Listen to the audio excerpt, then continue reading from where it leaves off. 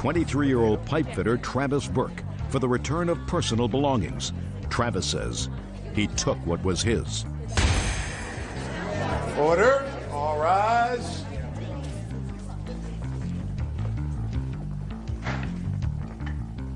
Your Honor, case number 89 on the calendar in the matter of Pinedo versus Burke. Thank you. You're welcome. Parties have been sworn in, Judge. You may be seated.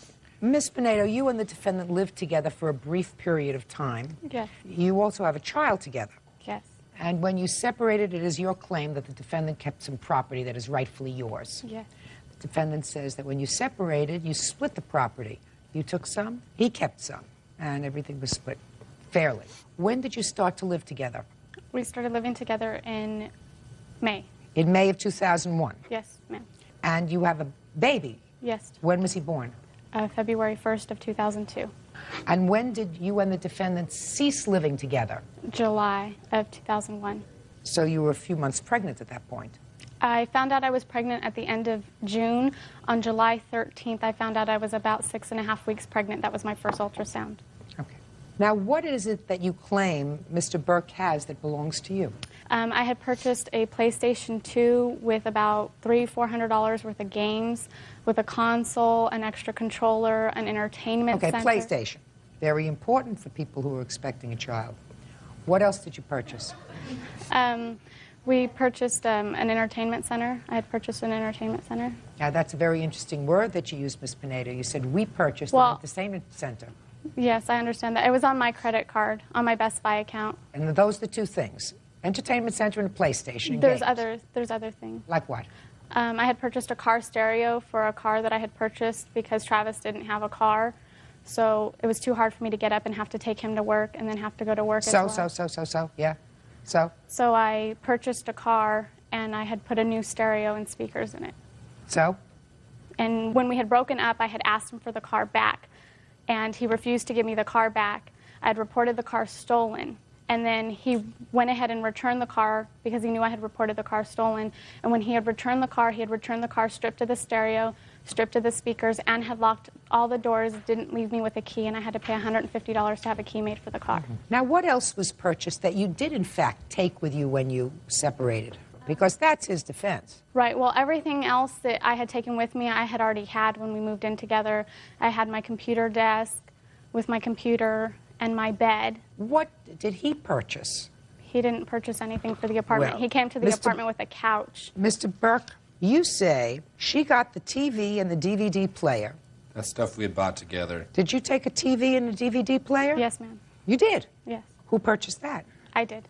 You mean you put it on your credit card? Yes, ma'am. Who paid for it? I'm still paying for it to this day. And you mean he contributed nothing? No. To the TV and the DVD player? No, I've made all the payments on my credit cards. In what month were they purchased? To be honest with you, I don't remember. They're on the receipts. The dates are on the receipts. A week prior to moving into the apartment together. We went shopping. She did have a Best Buy card. We bought a refrigerator, TV. She had bought me a DVD player before. The stereo and everything for the car, all gifts, PlayStation 2. There wasn't $400 worth of games. All that stuff was considered gifts. Bull! The stuff for the apartment wasn't gifts, but the other stuff, personal items to me. Why does she need to buy a stereo for me? Just a second. Are you playing with me or what? No. All right. A refrigerator isn't a gift. I said the stuff for the apartment was not considered a gift. Okay. PlayStation is for the apartment. An entertainment center is for the apartment. A TV is for the apartment. A DVD player is for the apartment. When you talk about personal gifts for you, you're talking about underwear. There's a difference between underwear maybe or a that's what you belt buy or your socks. husband, but that's not what she buys me. Well, maybe not. How much you pay in child support? $380 a month. Since when? Since the judgment was last month. The judgment was made on May 2nd, Your Honor, and there has not even been one check that I have received yet. I had called his work this week, and they said that they would be taking the first payment out today. So far you haven't paid anything? No, that's the wrong. No, he has paid when the baby was first born. Before we went to court, he did pay when he felt like paying. Okay. Let me see your bills. I want to know what you took out. You took the TV?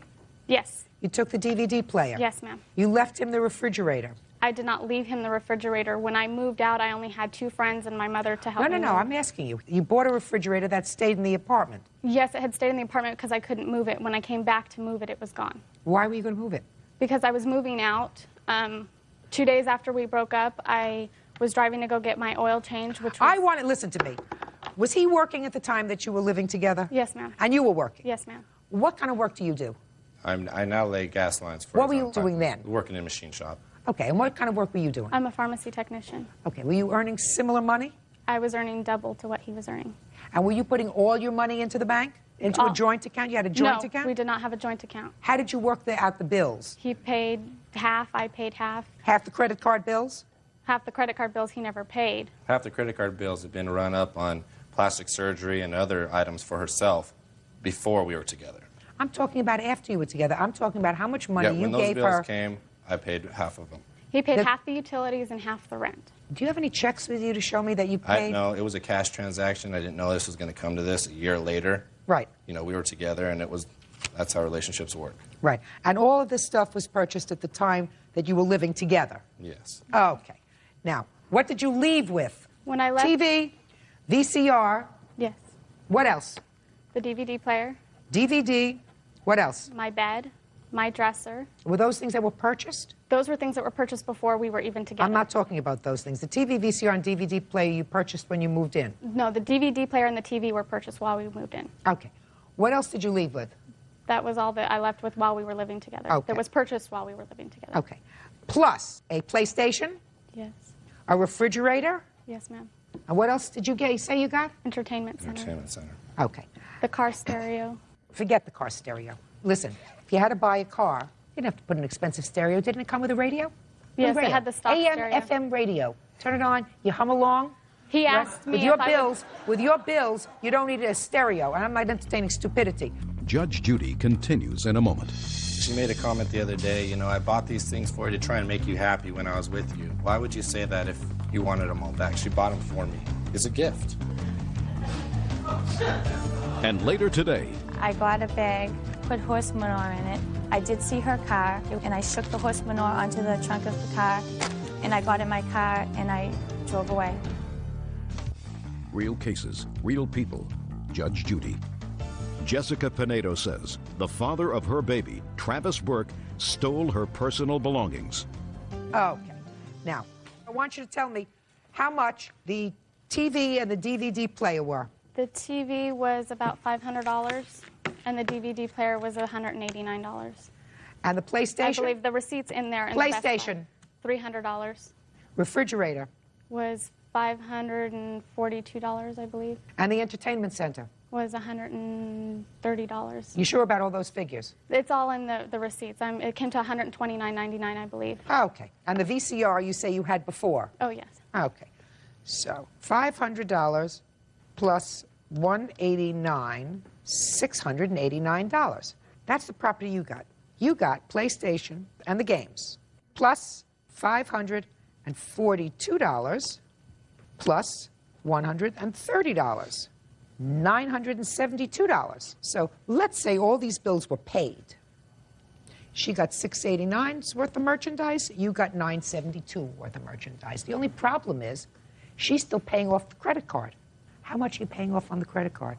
I had to get a bill consolidator because I had to go on disability because I almost lost our son twice. So I have a debt consolidator that pays approximately $10, $24, depending on who the creditor is, and then they automatically take something out of my account. Well, it's clear that you only lived together for 2 months, so these bills could not have been paid off in 2 months on all the things that you bought. Is that right? That's correct. Total is $1,661 for all the items together. You know, she made a comment the other day, you know, I bought these things for you to try and make you happy when I was with you. Why would you say that if you wanted them all back? She bought them for me. It's a gift. Where is the PlayStation? At my house. And the refrigerator? At my brother's house. At your brother's house. What's it doing at your brother's house? His garage. He needed a refrigerator in there. Do you have a refrigerator? But we have to rent one, Your Honor. Good. What about the entertainment center? I don't know where that is. He sold it. I've moved a couple of times. It was only worth $130 anyway. It wasn't right? nothing big. Right? Yeah. I just changed my mind about the money. Court will draft an order that within 5 days you are to deliver to her home PlayStation and all the games, as well as the refrigerator that you get back from your brother within 5 days of this order. Do you understand? Mm-hmm. That way she's paying for it, and she has the use of it. Clear? Perfect. Thank you. Charges are excused. You may step out.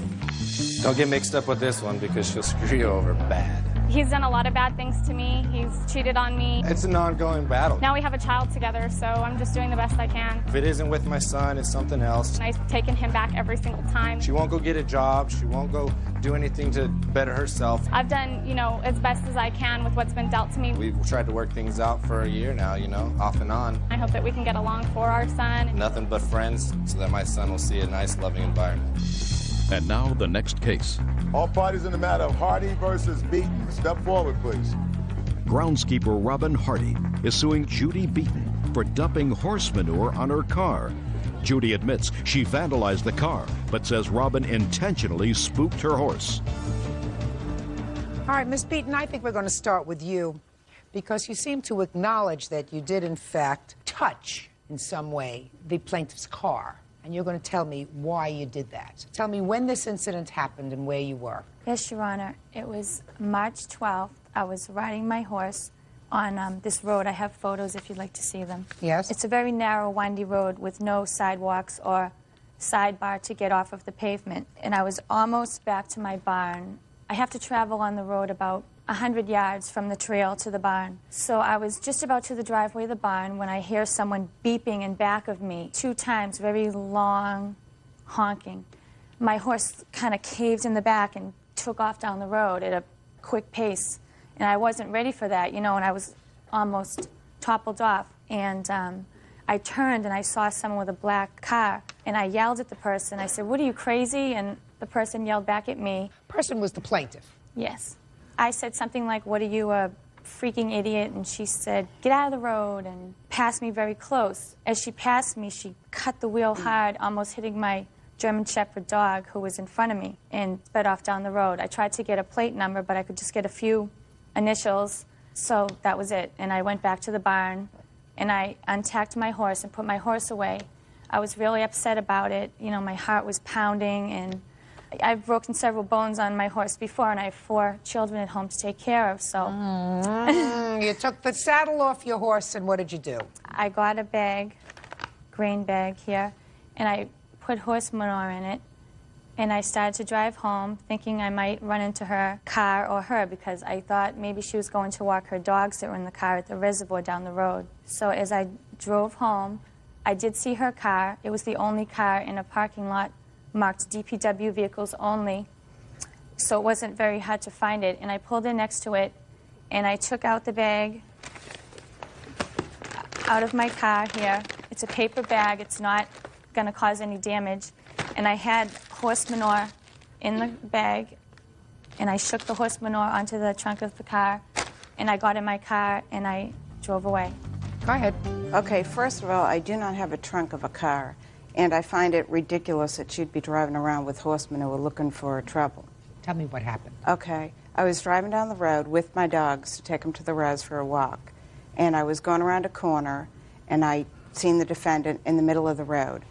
I've had horses. I know horses will spook if the wind blows. So I stopped. She didn't notice me, so I beeped real lightly, 2 quick beeps. And she turned around. She didn't even move. She turned around and screamed, "What are you, an effing idiot?" So I slowly went around her, and I yelled back to, get to the side of the road wherever I yelled. I went to the res, walked my dogs, came back, and my hood windshield was covered with horse manure. Flipped out. That was that flaky horse manure that she has there, or was it other kind of horse manure? It wasn't that flaky. What was it? It wasn't wet, fresh horse manure. It was more like that. Yeah. But Okay. not quite as dry and fluffy. Okay. And So what did you do? I called the police. They came down. They And helped your me. windshield was covered. Yes. And where the blades are, the wipers, it was packed in there. So that night, actually, I had to go somewhere, and I put my heat on. You could hear all the horse manure in the engine spitting out at me. I mean, I was really upset about it. How did you find her?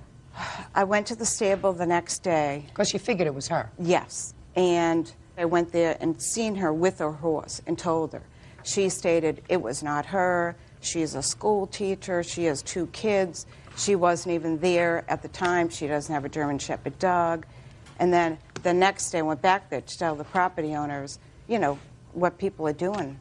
I seen the nephew, and he told me that she was there, and she does have a black dog. Okay, so she ultimately fessed up that it was her. Exactly. Okay, what kind of damage was done to the car, other than the mess? I have pictures. Would you like to see them? Yes. Okay. The dent's right here. It's black, so it's hard to see. It's right there.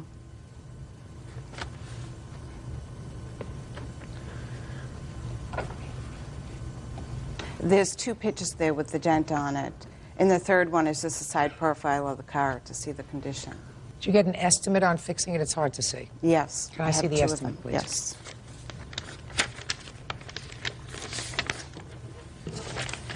In fact, I went with the lowest estimate. I tried to be so reasonable with these people. Okay. Anything you want to tell me? Yes, Your Honor. The reason I didn't admit that it was me the next day at the barn is because she brought her husband with her, and they both came walking at me with scowls on their face, wanting to know who this girl was. So I denied it because I was at the barn by myself. And I said, if you do find this girl, I said, what do you want from her? And they both said, almost in sync, we just want an apology. Then as the days went on, it went to $1,100 for a new hood. $685. It went down. There was several estimates. That's what happens when you have estimates. So actually, I went to the police because she was relentless to the owners of the barn, showing up, wanting my name and address. I had given her my cell phone number that day at the barn because I wanted to take it off of the owner and let her deal with me. Because I figured she would find out that it was me and I would be the one. Okay, so you finally fessed up. Why did you go that extra step? I'm just curious, Ms. I was Beaton. just very upset, and I don't know. I was sorry after I did it, but it was too late. It's the wrong thing to do. Go ahead. So we actually had a conference call, Your Honor, with the Wilmington Police Department to settle this because it just went on. I have that police report. If you'd I'd like to see it. It went on and on for days and maybe a week and a half, and I just want it to be over. So Officer from Wilmington Police Department. It's the first paragraph, Your Honor. Just a minute. Go ahead. I had to go and file a no trespass order against Robin because she wouldn't stop going to the barn, and the owners were pressuring me to get rid of her because they were busy. They have children, and they didn't want her constantly stopping over there. So I filed a no trespass order against the barn address, not my address.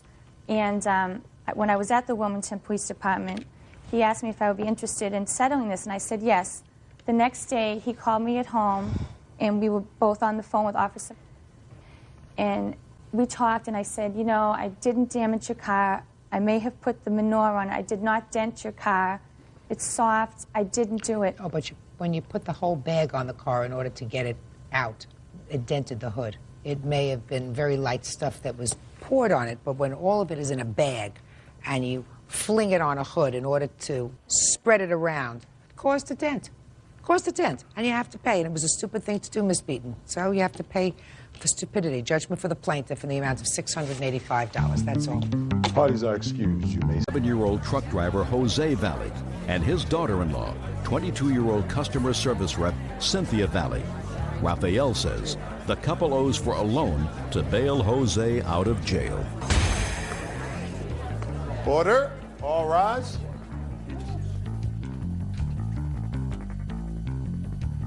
Yeah, this is case number 34 on the calendar in the matter of Valley versus Valley. Thank you, Bert. Quite welcome, Judge. Parties have been sworn in, Judge. You may be seated. Ma'am, have a seat, please.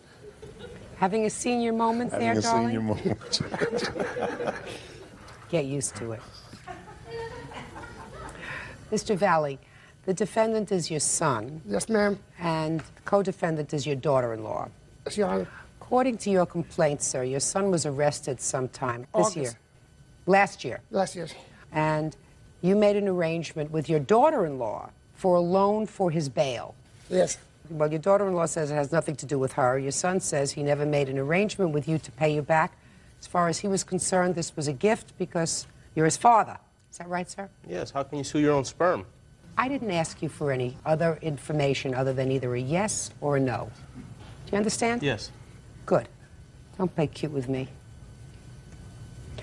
Mr. Valley, how many times has your son been arrested? Only once, is that right? Once or twice. Once or twice. Who called you or contacted you to post his bail? My wife and Cindy came over, told me. Is this your wife? Yes, ma'am. Step up, please. Then my son tried to hang himself. Just a minute. Your wife and Cindy, that's Yes, your Your daughter-in-law, Honor. came to your house? Yes. Do you live with your wife? No, ma'am. Did you come to Mr. Valley's home and have a discussion with him about his son being in jail? Yes, I did, Your Honor. When was that? August 8/16. And did you come with your daughter-in-law? Well, she wasn't my daughter-in-law then, but we did go together because we didn't have enough money on our own. How did it come to pass that you came to your husband's house and asked him for money? Well, me and my husband have always had an arrangement. If anything was to happen to the kids, we'd always get in touch with one another. Now, this was a real bad predicament of where my son was in jail, and I went to my husband 5 o'clock in the afternoon. With Cynthia? Yes. And I spoke with my husband, and I says to him, you know, come on, we got to help him. We always helped every one of our kids, all the time. And he gave us $1,000. Just a minute. Were you present when Cindy had a discussion with him about paying back this money? Yes. Tell me about the discussion. She said that after the trial was over or whatever, that she would pay him back whatever she could. And, you know, we were expecting the money back. She told him that? Yes. Now, at that time, your husband gave you, you said, $1,000. Right. How much was the bail? $4,600. I provided $1,500, and then my husband called me, I'd say about 6 o'clock, and he left a message on my voicemail, and he said that he had $500 more to give us. So he said, come down and get it. I went and got it, and then we put all the money together. Nobody else put up any money except me and my husband and Cindy. Cindy put up some money, too? Yes, she did. And you put up $1,500? I put up 15 of my own, yes. Did you ever get that back? No. How come? Well, for the first thing, my son was living in my home for a whole year. Never had him pay rent, never had him buy food until the last 2 months. Last 2 months, I became unemployed. I had thyroid surgery, so they would pay me $25 a week, and my son was merrily taking it off the bill. I says, why is he doing that? This is something that I needed for my home, you know, for my own salvation. This was before he got arrested? No, this is after he was After he got arrested. arrested. Yeah. Okay. I got it now. So he was paying you off in his mind with a bail by deducting some money. Right. But he never gave anything to my husband. Okay. Now, when did you get married? February 22nd. Well, Mr. Valley, you don't owe your father anything. Thank you. She does. Because in order to create a loan, you have to have an agreement with the person, Mr. Valley. Yes, ma'am. So if you called your son and said, do you want me to loan you this money? And he said yes, then you do it. But she said, I'll pay you back, right? No. Yes, you did. I was watching your face as they were speaking. Yes, you did. You said, I'll pay you back what I can. No. I never even spoke to him. He gave the money to Paula Valley, and from Paula Valley went to the bail bond lady. You While were she- present with her in the house. No, it wasn't at the house. She met him in the corner store, and I stood in the car. And you were never there? I was in the car. I You never spoke to him? Never. That was the first Miss time I Valley. ever seen him. No, you did speak with him, Cindy. You Miss even Valley. said to him. You even said No, to him, tell me. thank you. I never Tell me. spoke to him. Yes, you Never. did. Yes, you did. Cindy, please. Miss Valley, Don't you don't have, don't speak. There's no question in my mind that she said, I'll pay you back. Look at her face. I'm looking at her face. There's no question in mind. She may not have meant it. She may have meant he'll pay you back. Well, that's what she said to him later, all right? In the end of March, he come over the house. And Who did? My husband. And he went face to face with her. Now, my son was in the back washing his car, and Cindy was in the front, and she was coming down the stairs. I said nothing. My husband said to her, he said, hey, when are you going to pay me back? I have to go see my sister. And she says, well, you'll have to take that up with my husband. Hello? They just got married, you know? I mean, give me a break. Judge Judy continues in a moment. And later today, This young lady was babysitting for you? You like her? Not anymore. I know she stole the money. If I can't trust her with cash in my house, how can I trust her with my kids? real cases, real people. Judge Judy. Raphael Valley says his son and his daughter-in-law, Jose and Cynthia Valley, owe for a loan to bail Jose out of jail. There isn't a question in my mind that Mrs. Valley, the junior Mrs. Valley, made an agreement with your husband to pay you back the bail, sir. Do you understand? Yes, ma'am. That has nothing to do with your son. Of course, it's his moral responsibility, but he could not create a contract with you because he didn't speak to you. Do you understand? Yes, Your Honor. Perfect. Judgment for the plaintiff in the amount of $1,500 against the co-defendant. Thank you. That's all. Parties are excused. You may step out. Just get my money back. It was still my son. Never take money from family. You needed somebody money?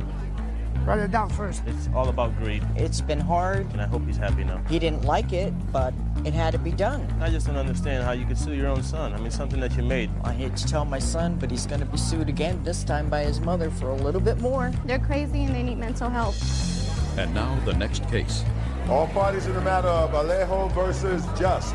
Step forward, please. Grocery store owner Kimberly Alejo is suing her former friend, housekeeper Katie Just, for stealing $300 from her home. Katie denies the charge. Miss Alejo, the defendant was a babysitter of yours. Yes. And it is your claim that she took $300 in cash from your home. Correct. When was this? February 28th. Tell me about the cash. Where was it? My husband put it under the VCR before he left, and he told me that it was What there. time? About 9 p.m.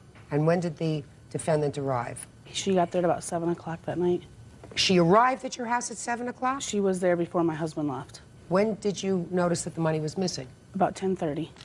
And you were home with her? Mm-hmm. Who else was in the house? My children. Did you ask her about the money? No, I didn't, because she told me that she had put it up in the closet, and I thought that maybe it had fallen. How did the issue of money come up at all? I had just been operated on about 2 weeks ago, and they had to reopen my incision. And so I was on a lot of pain medicine, and that was the whole reason for her being there, was to help me with the kids, because I didn't think I could. And I thought that at about 10:30, I thought, I got to get up and put that money away. You know, put it in my billfold so I remember to take it with me in the morning. And when I got up, it wasn't there. So at that point, you asked her about it? Mm-hmm. What did you say? What did you say to her? What did she say to you? I asked her if she'd seen the money, and she told me that she put it up under the towels in the closet. And then I proceeded to take everything down off the shelf where the towels and stuff were, and there wasn't anything there. When you looked for it in the closet, was the defendant present? Yes. Did she say anything at that point? She told me that maybe the kids must have got a hold of it. Again, my kids couldn't have reached the shelf in that closet. What time did she leave? About 3 o'clock in the morning. Was that when she was supposed to leave? No, she was supposed to stay the night. Why did she leave at 3 o'clock in the morning? She told me that she didn't feel comfortable spending the night at people's houses. Was there any further discussion of the money? She then called me the Saturday following, March 2nd, and told me that she would pay me the money back when she got her income taxes back. Well, tell me about that conversation. She just called me and told me that... She called you and said what? Hello? What's your first name? Katie. Hello, this is Katie. Uh-huh. And told me that the officer that had went down to question her about it after I reported it had made her feel really bad and uncomfortable, and she was just about ready to have a nervous breakdown about it, and that she would just pay me the money. Did you have that conversation with her? Yes, I did. It went somewhat like it. Well, tell me about it. I called her, and I told her I would pay her when I did get my income tax money, because I didn't want to get harassed by the police officers or anything anymore. And after a couple days, I thought about it. It's like I'm more or less telling her I did supposedly take this money. That's what it was saying. I'll pay you the money when I get my income tax money back. And I thought about it after I had the phone call with her, and I said, I'm not going to pay her back because that's making me look like I did take the money. Well, tell me about what you saw when you saw this money. You did see the money. Yeah, I didn't know how much there was there. Where did you see it? It was on the floor. So you saw a bunch of money? Yeah, I just wrapped it up and put it up on the shelf. Wrapped it up in what? Nothing, I just wrapped the bills up. Wrapped them in what? In each other. I didn't wrap them up into nothing. Like, you know how you fold money and put it like in your... Well, fold it, yes, but that's not wrapping it up. You folded it, yes, and what did you do with it? And I put it on the shelf. In the bathroom? In her bedroom. And how high up is this shelf? High enough where the two girls shouldn't have gotten it, but there was a chair in there, too. Mm-hmm. Now, at some point you left early that evening, or in the wee hours of the morning. Why did you leave at 3 o'clock in the morning? Because I tried to sleep and I couldn't, because I don't feel comfortable sleeping at other people's houses because it's not my bed, my house. But you had agreed to stay with her the night? Because she called me and nagged me for 25 minutes. Okay, but you had agreed to stay with her the night? Yes. Miss Alejo, I read your papers, and in your papers you indicate that your daughter was a witness. Yes. This little girl, I assume. Mm-hmm. Did you have a discussion with your daughter? She brought it up to me later. Your daughter? Yes. Your daughter is 6. Uh-huh. So you understand I can't take her sworn testimony, but I'd like to hear what she has to say. Have you done any preparation of her for today? I've only told her that we were coming and that she was going to probably have to talk to you. Okay, fine. Tell me her name. Vanessa Ramirez. Okay, Vanessa, could you come sit up here for me, please? Real cases, real people. Judge Judy. Kimberly Alejo says former friend Katie Just stole $300 from her home. Kimberly claims her 6-year-old daughter Vanessa saw the whole thing. Hi, Vanessa. Hi. How old are you? 6. Do you go to school? What grade are you in school? Kindergarten at Sunset. Have you been in school before this year? Or is this your first year? No, it's my before year. So you were there before. Could you sit still? Mm-hmm. Okay, good. So you think you're a real smart girl? Are you smart? Do you remember a day when this young lady was babysitting for you? How many times has she taken care of you? Like about 3 times. Has she been nice to you? Yeah, You like her? not anymore. But did you before? Did she play with you? She put cartoons on to watch. What's your favorite cartoon? SpongeBob. SpongeBob. I have a son-in-law who loves SpongeBob. Okay, do you remember a time when she was babysitting for you and there was some money? Mm-mm. You don't remember that? But I know she stole the money. But you didn't see her with any money. I told my mother and my dad put it under the VCR. And No, tell me what you saw. Don't tell me what you told your mom. Okay. Tell me what you saw with the money. I saw that she put it in her pocket and she had the money, but my sister first had the money and then... How did your sister get the money? Under the VCR. How old is your sister? 2. So she reached up and took the money? And what happened to her when she reached up and took the money? She got the whole thing and she was playing with it. Where was she playing with it? On the floor? Yes. Were you playing with her? Mm-mm. I was watching cartoons.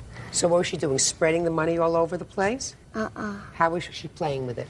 Like going like this, picking them up. Okay. And then what happened? I told my mom that Graciela had the money and then Katie came in and got the money and put it, like folded it and put it in her pocket. You saw her fold it and put it in her pocket? Did you see where she went with it after that?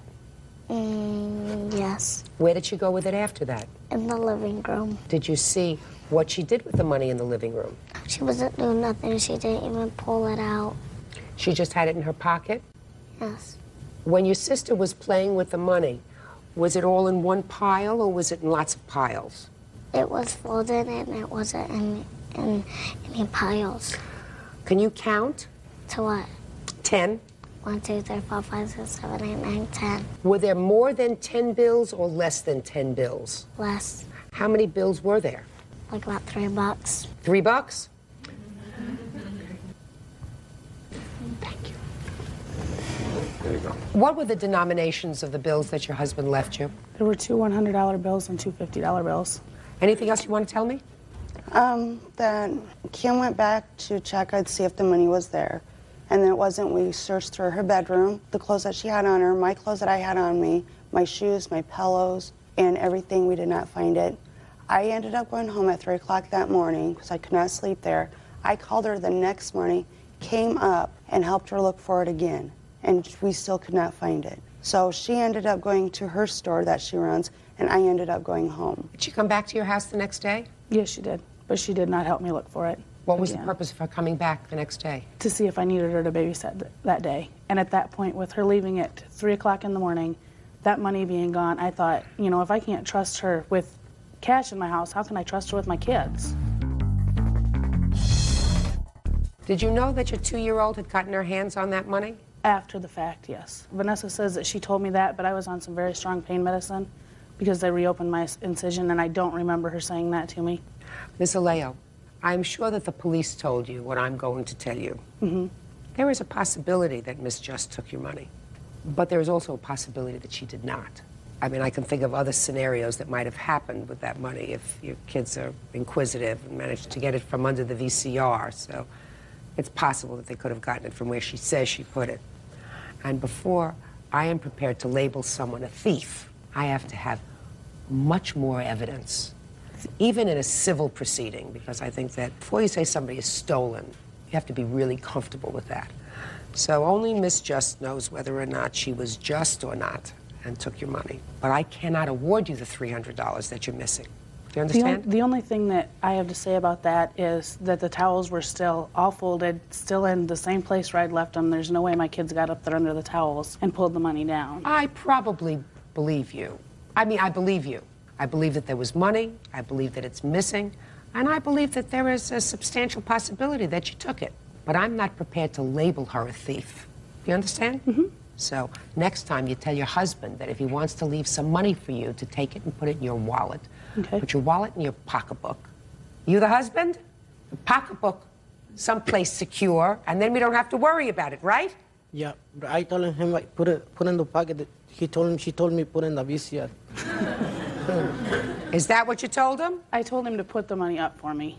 Okay. Then it's not your fault. I was prepared to blame you, but it's not your fault. Got a new babysitter? Yes, I do. Good. That's all. Thank you. Thank you. Parties are excused. You may step out. I thought Judge Judy was fair enough for both of us. She was my 5-year-old student Angie Williamson are suing their former friend, 22-year-old John Jennings. Drayton and Angie say John stole their bail bond refund. Order. All rise. Quiet in the courtroom, please. All rise. Your Honor, this is case number 14 on the calendar in the matter of Hickman Williamson versus Jennings. Parties have been sworn in, Judge. You may be seated. Thanks, Bird. Quite welcome, Judge. You two folks are boyfriend and girlfriend, is that right? Yes. Yes. And you had a fight.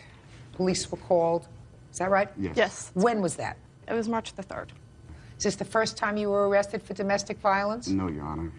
How many times had you been arrested for domestic violence? 3. Same gal? No. 3 different gals? No, 2, Your Honor. How many times with this young lady? 1. He doesn't have a good track record. In any event, you were being held in jail, and you decided that you didn't want him in jail. Is that right? That's right, Your Honor. So you wanted to post bail. So you got some money together. How much was the bail? $1,500 in cash. But you didn't want to go down and post the bail yourself. No, Your Honor, I was not able to since I was involved in the case. So that you gave the $1,500 to the defendant to post the bail. That's right. Correct? Correct. And you went and posted the bail, and of course you understood that when and if the bail was returned, that it went back to the plaintiffs. Correct. The bail was ultimately returned, and it was returned to you by way of a check. Right. Sent to your home. Yes, Your Honor. And you want your money. Yes. So, Mr. Jennings, when did the check come to your house? I never saw the check, Your Honor. I have the check where it was mailed out. Let me see. Give him the one that I signed to.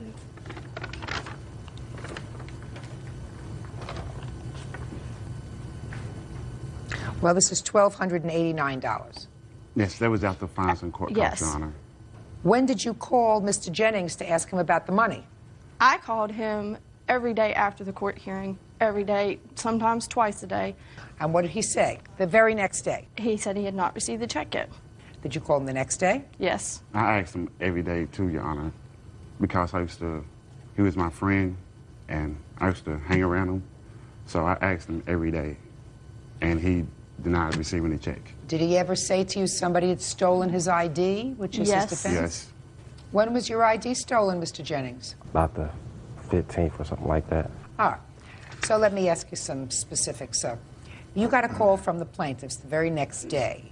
So you were on alert that this check was going to be coming. Right. Do you work? No, not right now. Were you working then? No. So you were home. Not always. You were home enough to get your mail Right. every day. Yes. Who else lives with you? A friend of mine. Who? This guy named Tommy. Tommy what? Did you ask Mr. whether he had seen the check? Yes. And what did he say? He said he hadn't seen it. Now tell me where your mailbox is. The mail comes into my door. It's a slot in the door. They slide the mail through. And only the two of you were there? There's people in and out my apartment all the time. People invited by whom? Me. So you find out who stole the check. They're not going to be out the money. Sir, if what you're suggesting is that somebody came and stole that check, forged your name to the check, which they would have had to have done, is that right? Right. Take it to a bank where they had an account, or to this bank. I have his signature, Your Honor. Can where I he see it, please? Cashed the check. Can I see it? And Statement from the BP. I also have a written statement from the manager at the BP gas station where he cashed the check. It was cashed at a gas station, not a bank. I'm looking at your answer, Mr. Jennings, where you signed your name. I'm looking at this check, so whoever signed your name not only signed your name, but also was a pretty good forger. So it had to be somebody who knew your signature really well. If someone stole my ID, enough practice, they can forge your name right. Well, enough practice. Let's see when this was done. I have a written statement from the manager at the BP that Let me said see it, please. that it was him. Let me see.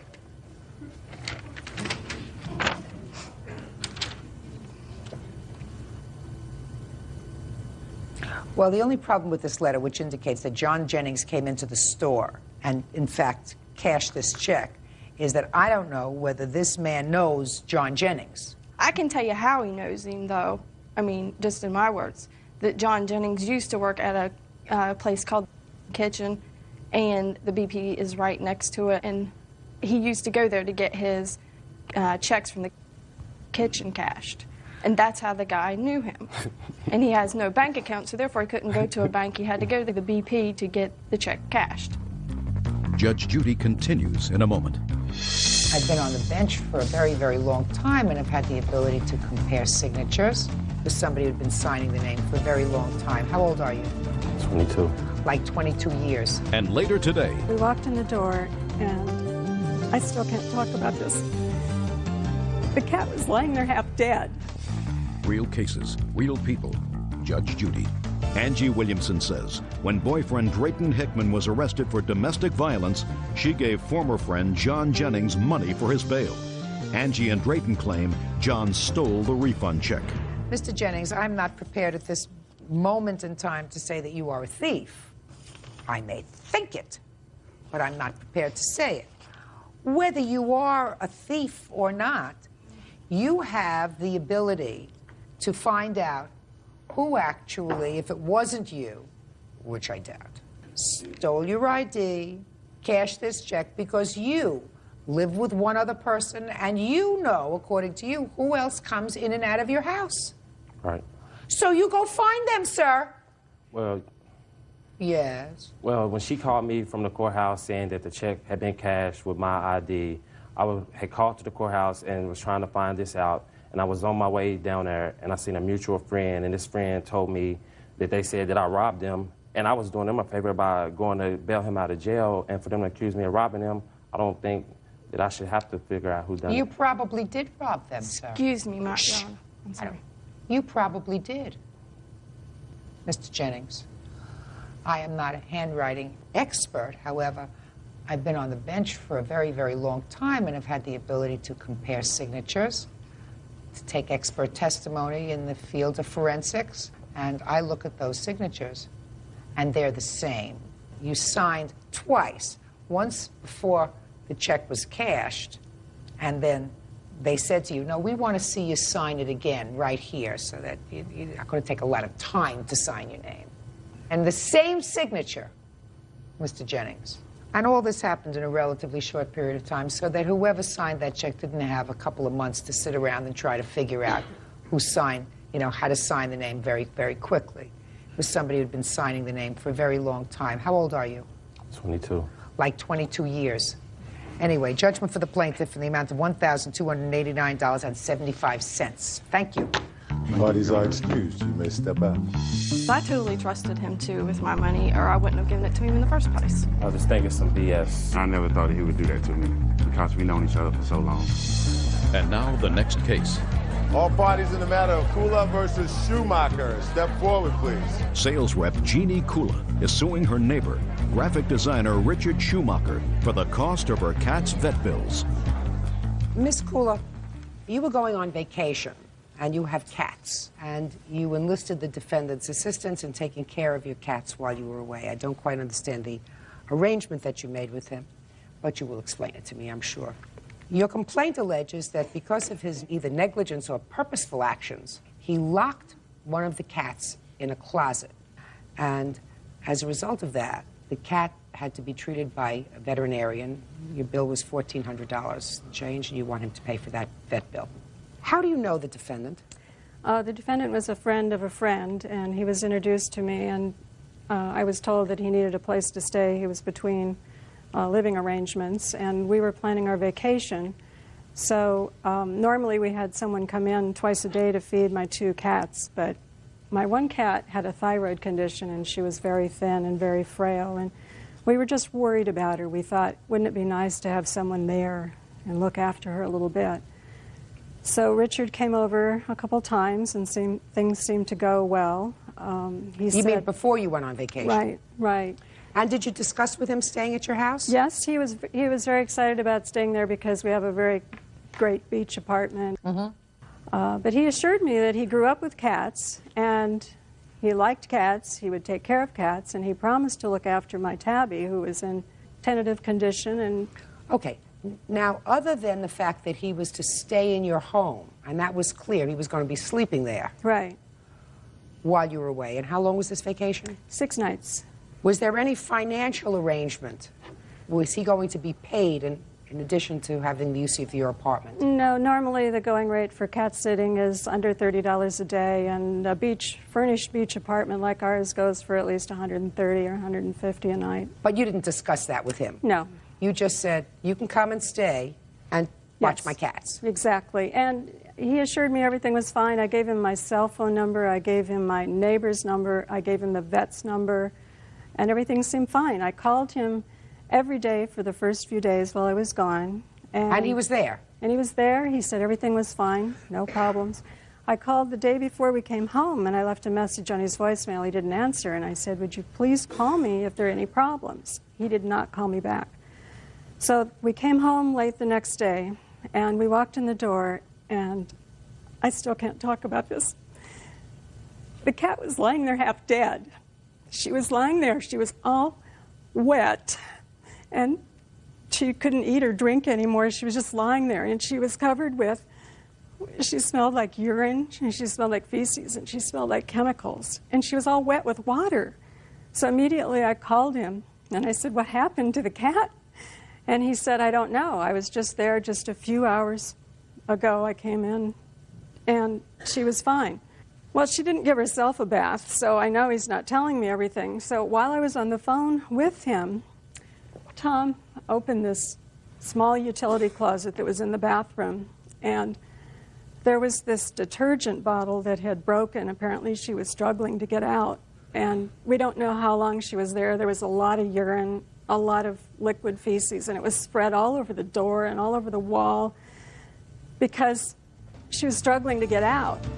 He said he found her Monday morning when he was getting ready for work, so we know she'd been there for some time. Who found her Monday morning? Richard did.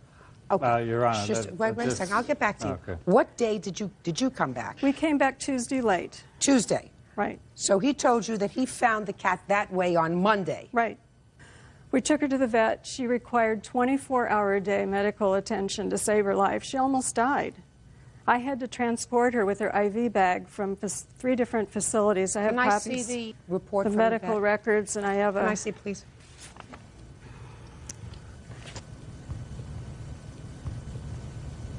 Your Honor, may I say one more thing? No, say nothing. I got it. You presented your evidence, right? I just wanted to tell you what happened after that. It was another month. We had to put antibiotic lotion all over her paws, her legs, her chest, and we had to put salve on her, and then all of the skin and the fur from these parts of her body fell off. I read it in the report. And she had to wear a cone, and it was just... Okay, now I'll hear from you, sir. This is a very simple case, Your Honor. I was already living at the beach. I was not between residences. I lived actually in a nicer place than her condominium, which her balcony overlooks the chart house's roof and air conditioning system. So, I mean, it's not... Get on with it, sir.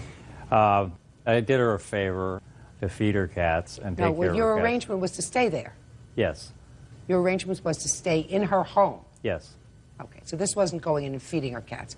You were going to be living in her home. Well, I was supposed to stay at her house, feed her cats in the morning and the evening, water her cats, make sure they didn't get outside. But you were staying there, sir. Yes. That was the arrangement. Yes. Okay, so tell me what happened. I stayed there. I fed the cats as I was instructed. It was a very complex feeding schedule, 3 different kinds of food, exact amounts of water, specific bowls, very kind of neurotic method of feeding cats. But I worked every day. I left approximately 7:30. So tell me what happened on Monday. The cats I fed in the morning. Both showed up. Monday evening when I showed up, they were both around. I put the bowls out. One cat, the healthy, older, darker cat, came and ate the food. The other cat, I called, it didn't show up. I looked around for the cat, couldn't find it. I figured if the cat gets hungry, he'll come and eat the food.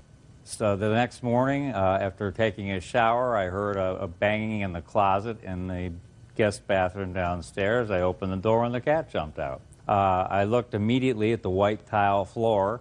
There were no tracks. There was no bleeding. There was no, I checked the cat out.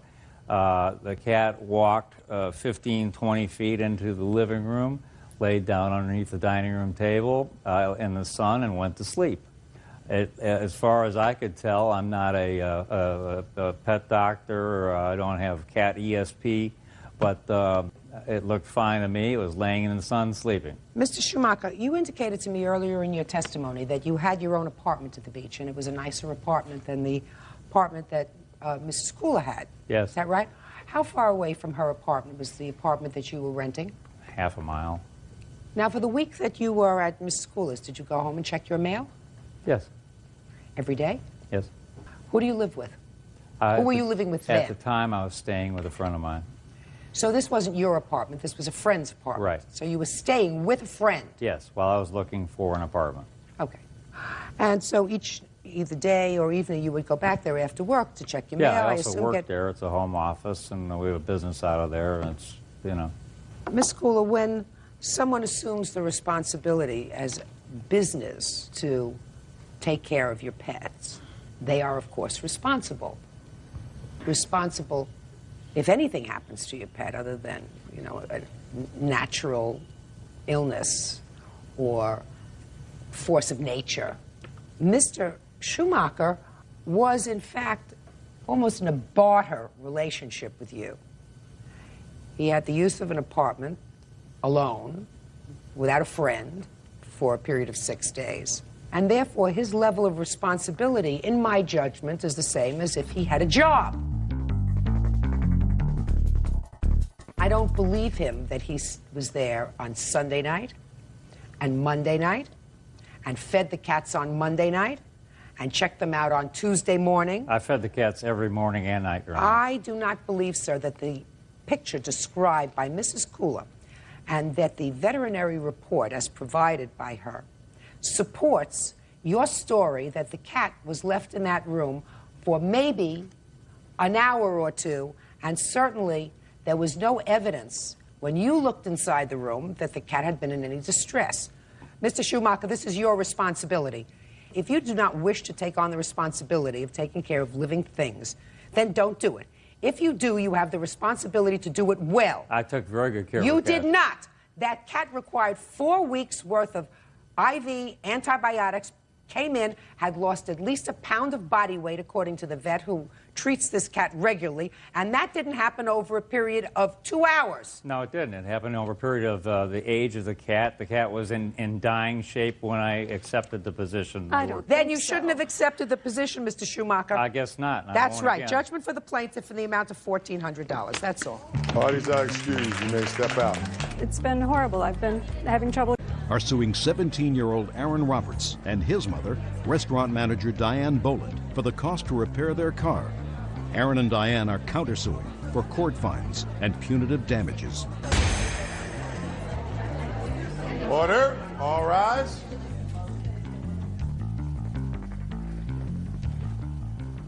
Yeah, this is case number 130 on the calendar in the matter of Gary St. Clair versus Roberts Bolin. Parties have been sworn in, Judge. You may be seated. John gave Aaron the keys to his car, which is your car. Our car. How old are you? I'm 17 years old. So it's your car. Yes, ma'am. Aaron trashed the car. You want Aaron's mom to pay for the trashed car. Yes, ma'am. Aaron's mom says John should never have given him the keys to the car, that he knew he didn't have a driver's license, therefore you are responsible. And she is counterclaiming because Aaron got a whole bunch of tickets and fines as a result of driving this car without a license. And she is counterclaiming for the cost of those tickets, etc. Is that right? Correct. And just so that I understand, you believe that your son has no responsibility with regard to this accident, that it's totally Aaron's fault, and you believe that the accident is totally John's fault for giving him the keys to the car, and that they actually should pay you for the cost that you had to absorb for the tickets that your son got. Is that right? No, Your Honor. I think they're both responsible. Oh, well, there you go. Well, if you think they're both responsible, how could you be counterclaiming? Because I think that John is just equally as responsible as Aaron is for the tickets that Aaron incurred. If he hadn't given Aaron the keys to the car, it wouldn't have happened. Okay. Tell me the circumstances surrounding John, you getting giving the keys to Aaron. Well, what happened was the defendant and I we had a couple friends over at another friend's house. We had gone to buy some alcohol earlier that evening. We had the plaintiff's sister's roommate buy it. And you got drunk? Yes. Now, Aaron, you acknowledge that John was drunk. Is that right? You say that in your papers. Earlier that night. He was drunk Yeah. and sick. You said he got sick. Yes. Were you drinking? I had a shot. A shot of what? Vodka. Well, you say you were sober. Were you sober? Yes.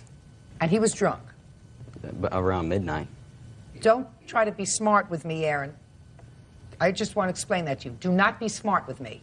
What time did you get the keys to the car? It was around 3 o'clock. Where was John sitting, standing, or lying when you got the keys to the car? We were upstairs. Upstairs where? I was using the bathroom when my friend Brandon asked him if I could drive his car to the gas station. Where was he? He was standing outside the bathroom with Brandon. So you didn't ask him for the keys? No. Some third party did? Yes.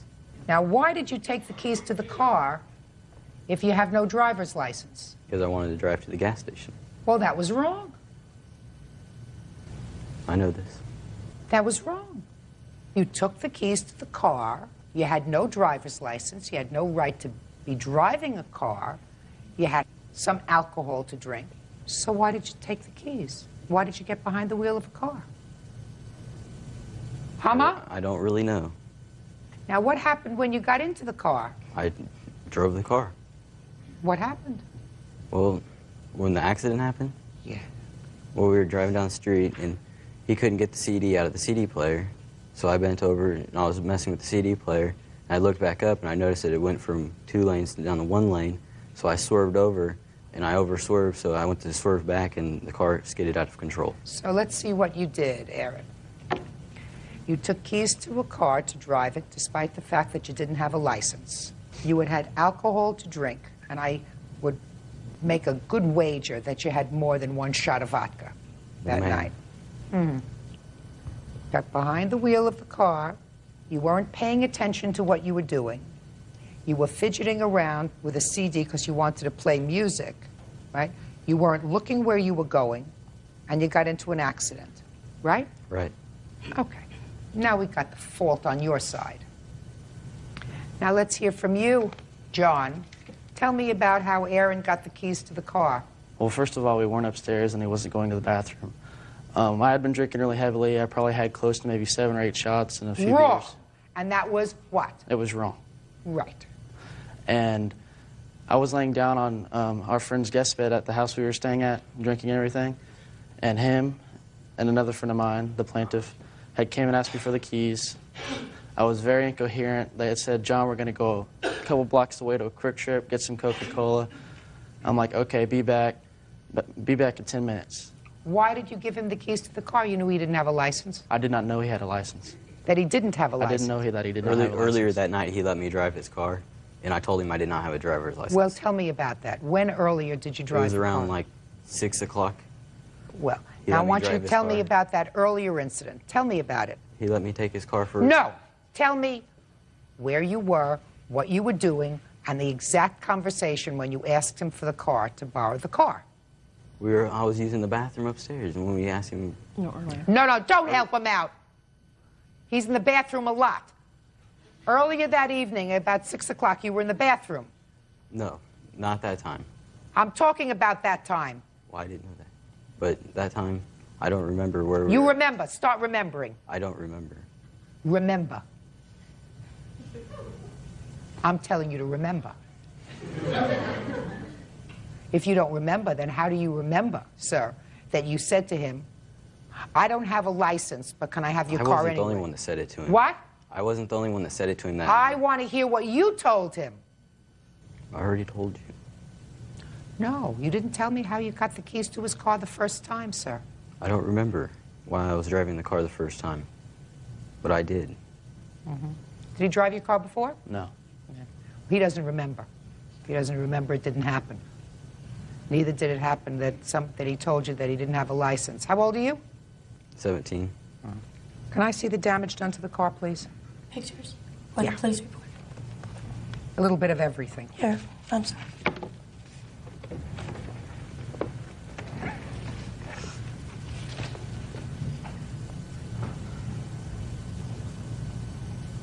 Hit and run. You mean after you had the accident, you took off? I walked down to the gas station. The car was locked. And running, according to the police. So you locked the car running. When we hit the curb, the car tipped over on its side. We climbed out the top. We tipped it back over. It was still in gear, so the doors automatically locked on it. We could not get back inside. Well, the police officers certainly smelled alcohol on you. And you were going very fast, according to the skid marks. Much faster than the 40 or 50 that you told the policeman you were going. Judge Judy continues in a moment. They were all drinking. His son is 17 years old. He had no right to be drinking and drunk. And later today, My daughter's only 2 years old. She was abusing my child, and I wasn't going to let my child stay there and be abused. She said, call your husband, call your husband. She think I was calling him. I was really calling the cops. real cases, real people. Judge Judy. 17-year-old John Geary says former friend, 17-year-old Aaron Roberts, drove his car drunk and wrecked it. Aaron's mom says John gave him the keys. Your Honor, a lot of the damage was underneath the vehicle, which we could not get pictures of because of the semen underneath. Mm-hmm. Can I see your estimates, please?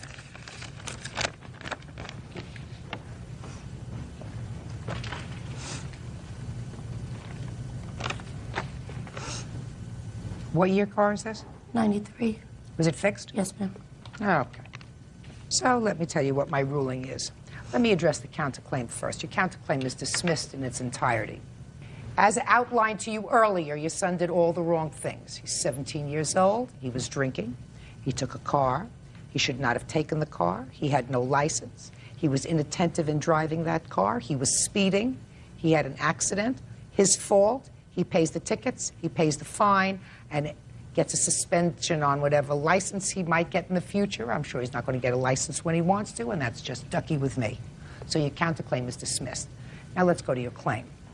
You're going to get something, but not all of it. Your son is 17 years old. He had no right to be drinking and drunk. He lent the keys to his car to someone else who he also knew had been drinking, because that's what they were doing all night. They were all drinking. So if he had been not doing the wrong thing as an underage drinker, this whole accident wouldn't have happened. It's more his fault than his fault. But he has a certain responsibility. When you give someone a car, that person has to have total responsibility. If he had driven the car home and it had a terrible accident and someone would have been killed, he would have spent some time in jail. Good amount of time. Well, he knew that he had been drinking, because that's what they were all doing there that night. I never saw him take a drink, Your Honor. You don't have to see him take a drink, sir. That's what everybody was doing at the party or whatever gathering you were having. You'd been drinking all night. You didn't have to see him. You weren't aware enough to say to him, Have you been drinking at all before I give you the keys to the car, whether you knew he had a license or not? Certainly, if you hadn't been drinking, you would have noticed that he had alcohol all over his breath because the police officer noticed it. You were in no condition to notice it. But you have a certain responsibility. It cost your mother $4,276 to fix this car.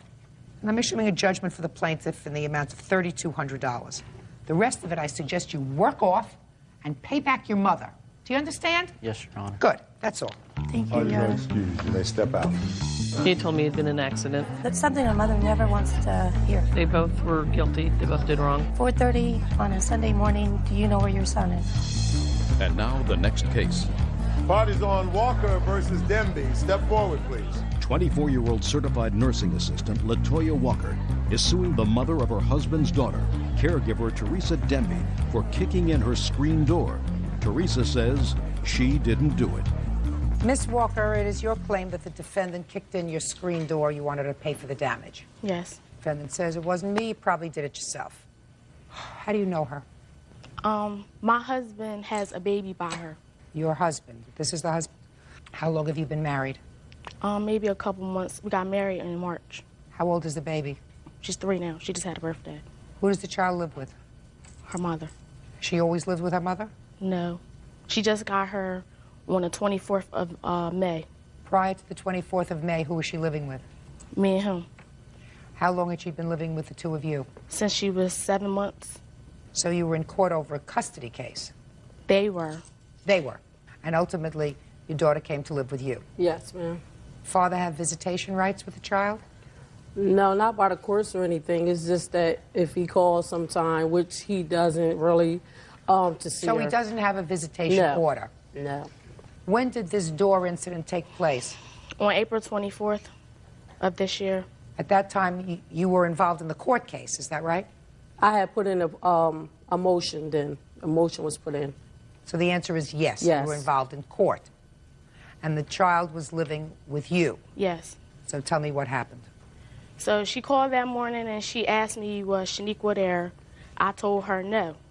So she found out I was lying because the baby was there. Why did you lie to her? Because she hasn't been coming to get her for her weekends, and I just felt that I didn't want her to, I don't think that she should have seen her. We always get her ready to go with her mom. She'll never show up when she's supposed to. When she do show up, she's late. She bring her back late. So you lied to her and told her that the Yeah, baby I told was... her that the baby was at her grandfather's house, her great-grandfather's house.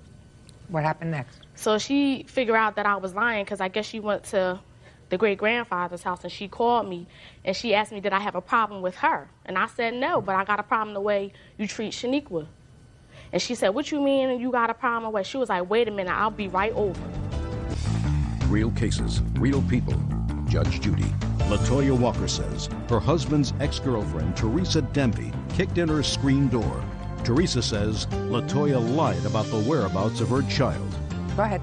So she came over, we exchanged words, you know. Where was she and where were you when you exchanged words? At my door, because my screen door don't have the part where you could talk through. It's just like the glass up top. So I had to open it a little bit just to even to talk to her. So? Then she started calling my husband names, a liar, and, you know, calling him names, assaulting him and all this stuff. So I said, well, the conversation is closed. I'm not going to let you talk to my husband like that, you know. Where was he? He was at the doctor's that day. So he wasn't home? No, he wasn't home. So she was just bad-mouthing your husband to you? Okay. Next. So then I said, well, I don't want to talk to you because at the time my baby woke up and everything. So I just said, I don't want to talk to you no more.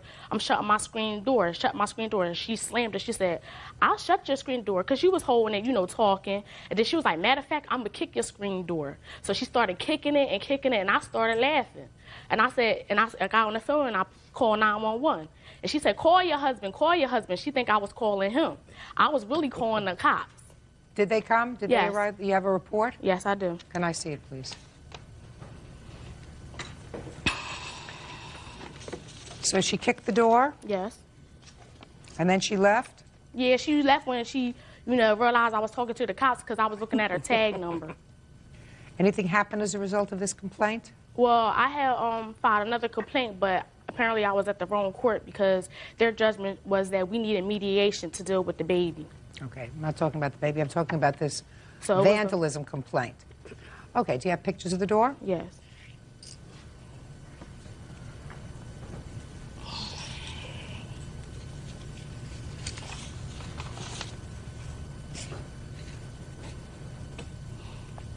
And do you have an estimate for the damage? Yeah.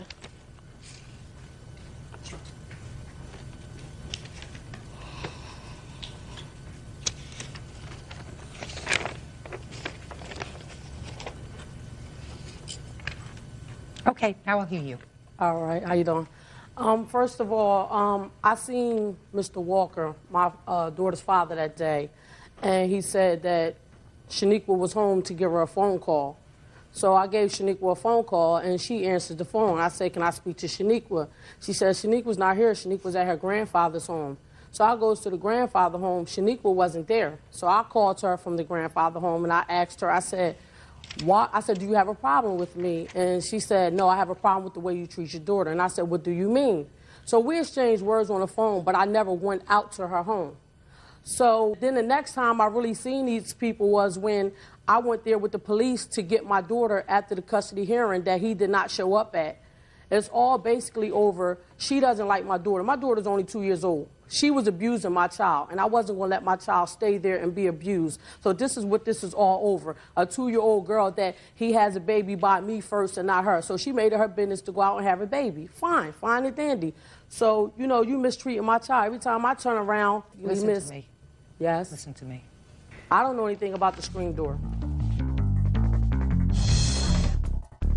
The police report was made on the same day as this incident, on the 24th. On the 24th, the child was still living with them. Mm-hmm.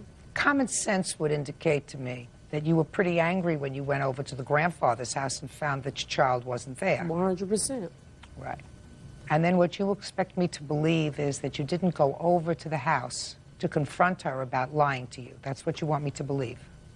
Well, basically, you're going to believe what you want to believe. But No, I'm what just asking. I went back to my home where I live at in Clementon, which we was already in municipal court for this case. When she came to municipal court, she had no pictures of the door. That's why the judge threw it out.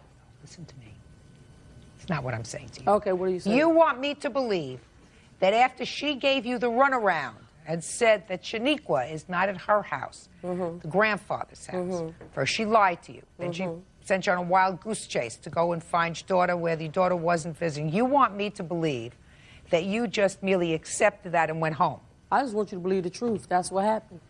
I don't believe you. Okay. Judgment for the plaintiff in the amount of $324, which is the amount. First, Joan Pulaski for renting out their home without permission and then selling their household appliances. Order. All rise.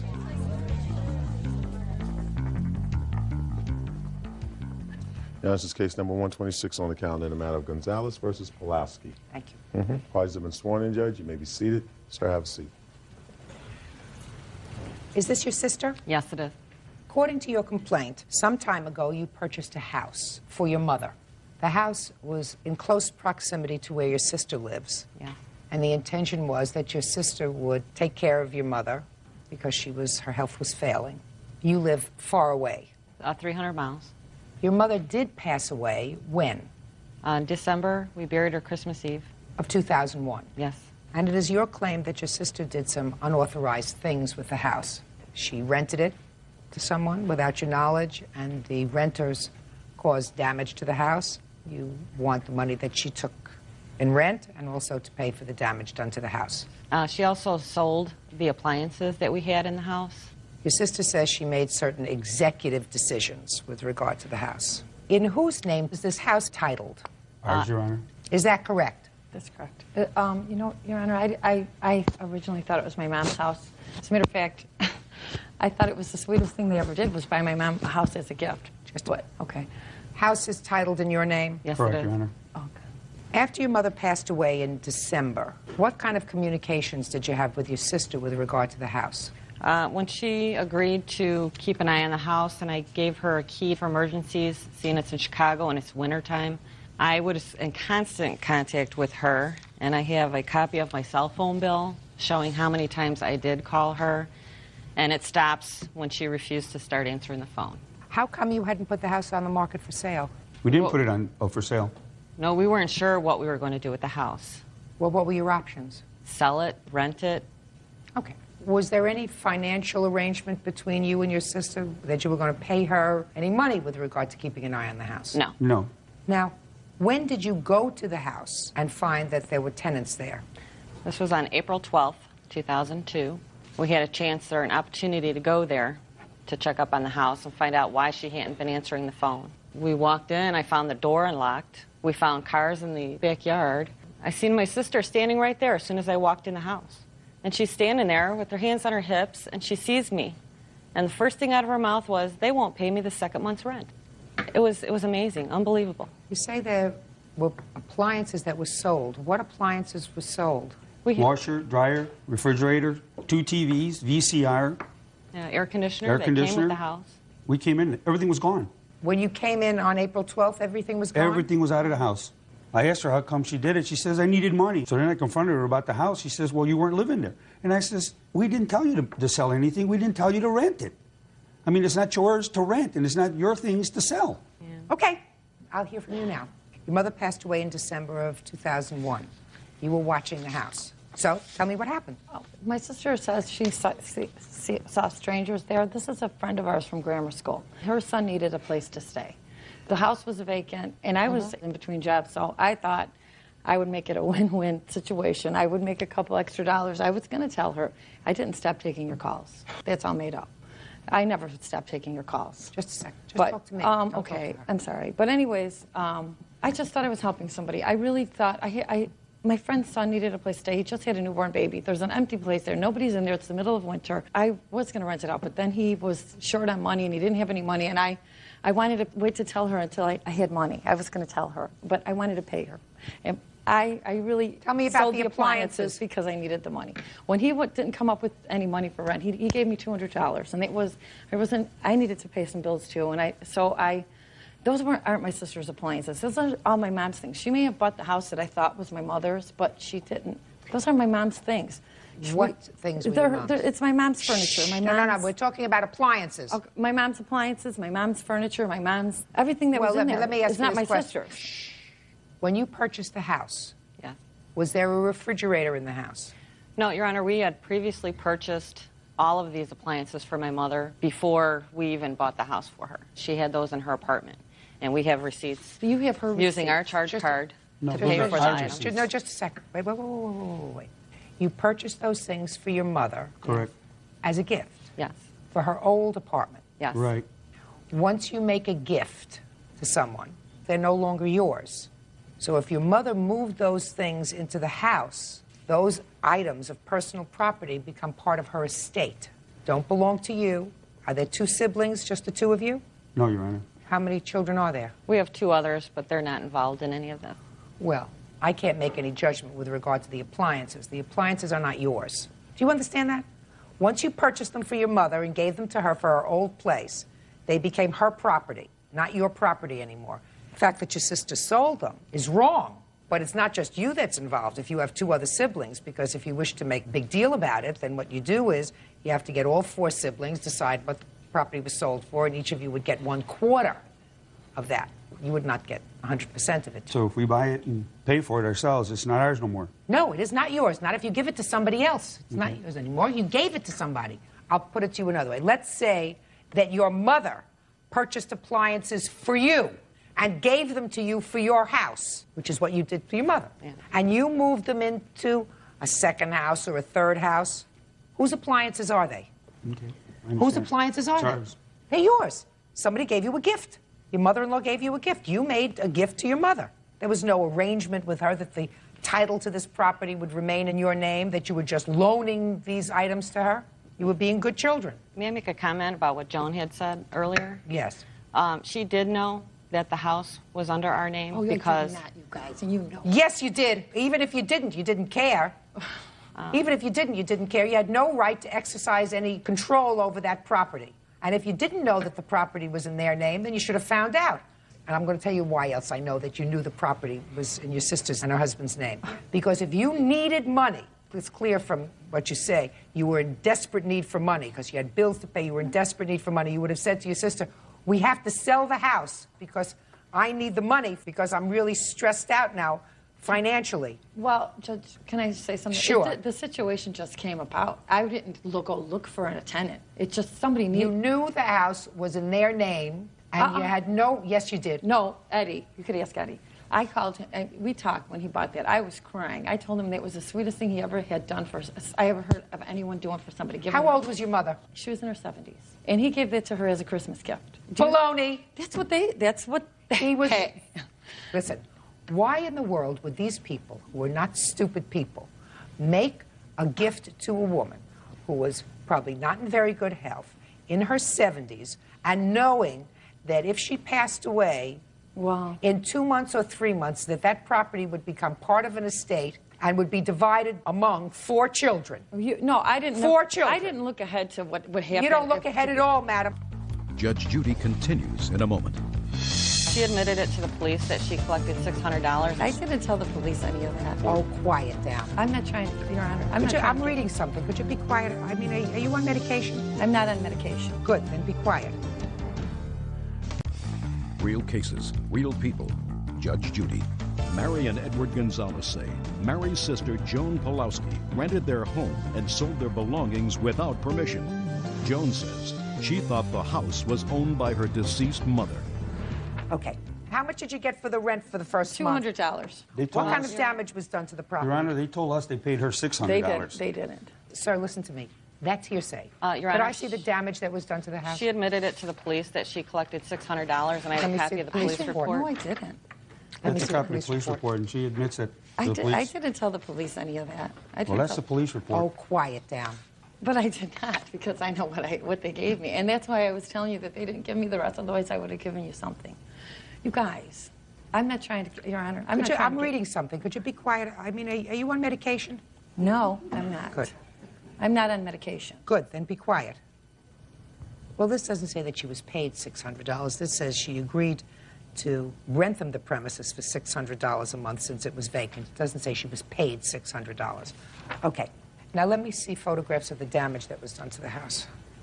The Polaroids, Your Honor, are the damages after we cleaned the place out. It took us 2 days to clean the place up, Your Honor. And the house, we bought the house, it was totally remodeled. Everything was It had brand new rugs, walls. It was all brand new done. There's holes everywhere. The rugs were totally trashed.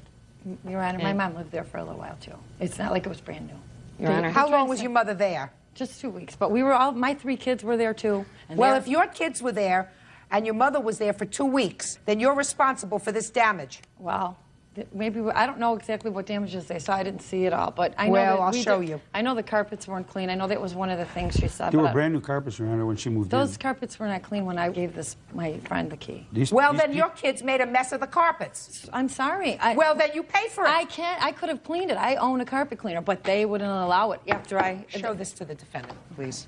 She's outrageous. You know, Your Honor, you're outrageous. Really, this is a little bit going overboard. My mom would be very outraged that we were in court about this. That's probably true. Your behavior was outrageous. And then, Your Honor, I ran out of film, and I couldn't photograph the screens on the windows. They're either missing or split, broken. Listen to me. She didn't take care of your property. You weren't gone very long.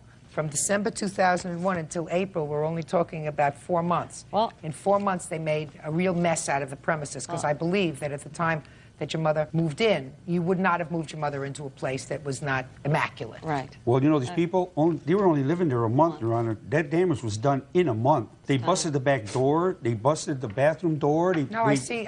Totally trashed it. I see. And I see what you're suing for, which is really pretty minimal, $3,900. It cost you more than that to clean up this mess. All right. It's very unfortunate. I'm sure your mother would not like the fact that 2 sisters are in court fighting with each other over this kind of thing. But your actions were absolutely 100% wrong and inappropriate. How much did you pay for this house? $70,000. I think you ought to sell it. Probably be a good idea if you sold it. I agree. Yeah, you don't want to live too close, because you never know. If you're not there, you're an absentee person. Your sister might get angry with you one day. You never know what's going to happen. In any event, it'll cost you at least $3,900 to put this place back in order. That's what you're suing for, judgment for the plaintiff. That's all. Parties are excused. You may step out. My mother would be rolling over in her grave right now. She's not family. She did not do what family does. I think my sister's making a big deal about it. She's a big baby. She's a user. We could have worked this out together, but no. Personally, I'll never have nothing to do with her. Don't fight over money. It's not worth it. And now the next case. All parties in the matter of Cox versus Cineas. Step forward, please.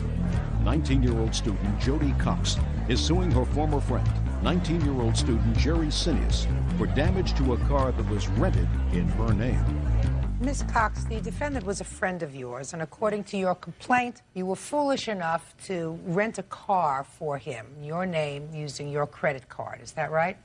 Well, the car, it was in his name. I was the second driver. He just needed me as a second driver so he could use the credit card. So you used your credit card? Yes. But the intention was for him to use the car? Yes, I wasn't going to be there at all. I was just doing him a favor. This way he could take his trip, and he told me he was going to pay for everything in cash. Where was he going? Virginia, I believe. But you weren't going to be on the trip. The car was for him. Is that right, sir? Correct. And then the car got smashed up? Yes. And they've sued you? No, well, they charged me, and on my the credit mother paid card, it off. on your credit card? Yes. How much did they charge your credit card? $1,400. I have a statement. I'd like to see it, please. I also have the estimate for the damage and a picture of the car. I just want to see what they charged you. Okay. $1,400. When did you take this trip, sir? On the 12th of April, I believe it was. And there's no question that the car was damaged while you had it on this trip? Correct. Let's hear you. Real cases, real people. Judge Judy. Jody Cox says former friend Jerry Sinius wrecked a car rented in her name. Jerry says he wasn't driving when the accident occurred. Go ahead. Okay. Well, we took the trip, right? On Who's the way we? back, me and my other two friends, Kenneth and Roy. We took the trip. Which one is this? This is Kenneth. On the way back, I was a little tired, so I let him drive the car, right? But me and Jody had the understanding that he would be the second driver. So on the way back, we got into an accident. Just a minute. You had that understanding with her? Correct. Is that right? We had to understand that he would be driving to Virginia, and if he got tired, someone else would drive. Yes. Which was Kenneth. Yeah. All right. Now, on the way back, Kenneth got into a little accident and hit the side of the car. And then we took it back to the rental place, and they said that I thought at first the insurance would cover it, but it didn't. So. Why not? I don't know the reason. Do you know the reason? No, they didn't even tell me this. I didn't even know until I got the credit card statement. Well, me, Kenneth, and Roy, we came to agreement that the person who was behind the wheel would tell Jody. Who asked her for the use of her credit card? I asked her. He was your friend? Yes, he was a good friend of mine as well. What about Kenneth? He was a friend, but I was good friends with Jerry. Go ahead. Okay. Well, we came to that agreement that Kenneth would tell Jody about the accident. Well, he didn't. So she found out through the statement. Well, so I felt, me personally, I felt I wasn't responsible for the accident being the fact that I wasn't behind the wheel. Had I was behind the wheel, I would take full responsible for it. But I wasn't behind the wheel, so I don't feel I was responsible. I don't think you're a bad person. A little shifty, maybe. But let me just outline what you've testified to. And you tell me, because I really don't think that you're a bad person. Misguided, maybe. So let me outline what we have. She was a good friend of yours. Correct. You asked her, you, alone, asked her for a favor. Correct. The favor was, can I use your credit card? Some friends of mine and I want to take a trip. Correct. And I don't have a credit card to use. Can I use your credit card? She says yes. Rent a car and you go on the trip. Correct. You get tired. Yeah. She didn't get tired. You're right. You got tired. You have the following choices when you get tired. You can pull off the road and take a nap. You can say, I've driven enough today. You chose to allow your friend to drive the car. She didn't have your friend drive the car. You chose, you, who had the original agreement with her, let your friend drive the car. He gets into an accident. Were you sleeping at the time? Yes, I was. So you don't know about the accident? No. You don't know what happened? Not exactly. You have no idea what happened. Then, instead of you telling your friend who went out on a limb for you, listen, we had an accident, and let's see what the responsibility is here, you decide to let Kenneth tell her. But we came to agreement. Not with her. With him. With him? Yes. What does that have to do with her? Nothing. Right. Nothing. She's the innocent. Little stupid, but innocent. Now, you don't say to Kenneth a few hours later, did you call Miss Cox and tell her about the accident? Yes, I did. And what did he say to her. you? I asked him, did he call her? He didn't reply.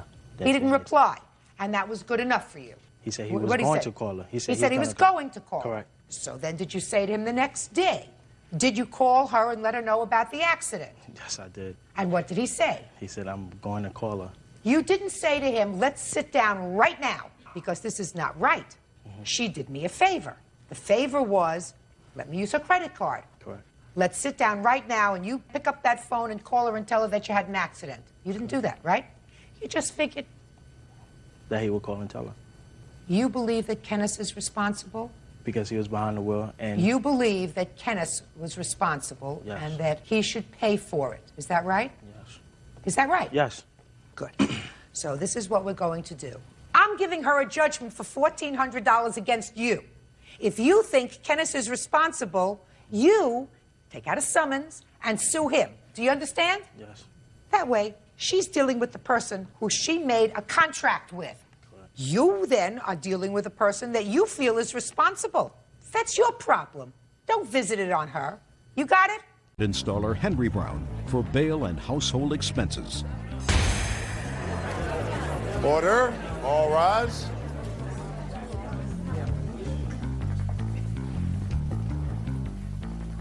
Yeah, it's case number 48 on the calendar in the matter of Brown versus Brown. Thank you. You're welcome, Judge. Parties have been sworn in, Your Honor. You may be seated. Ma'am, have a seat, please. Mrs. Brown, the defendant is your son. Right. Is that right? Are those prescription glasses, sir? Yes, ma'am, very much so. Well, would you take them off, please? Because if you have to read anything, I'll let you put them back on. Very good. They're not for reading, they're for seeing you, Your Honor.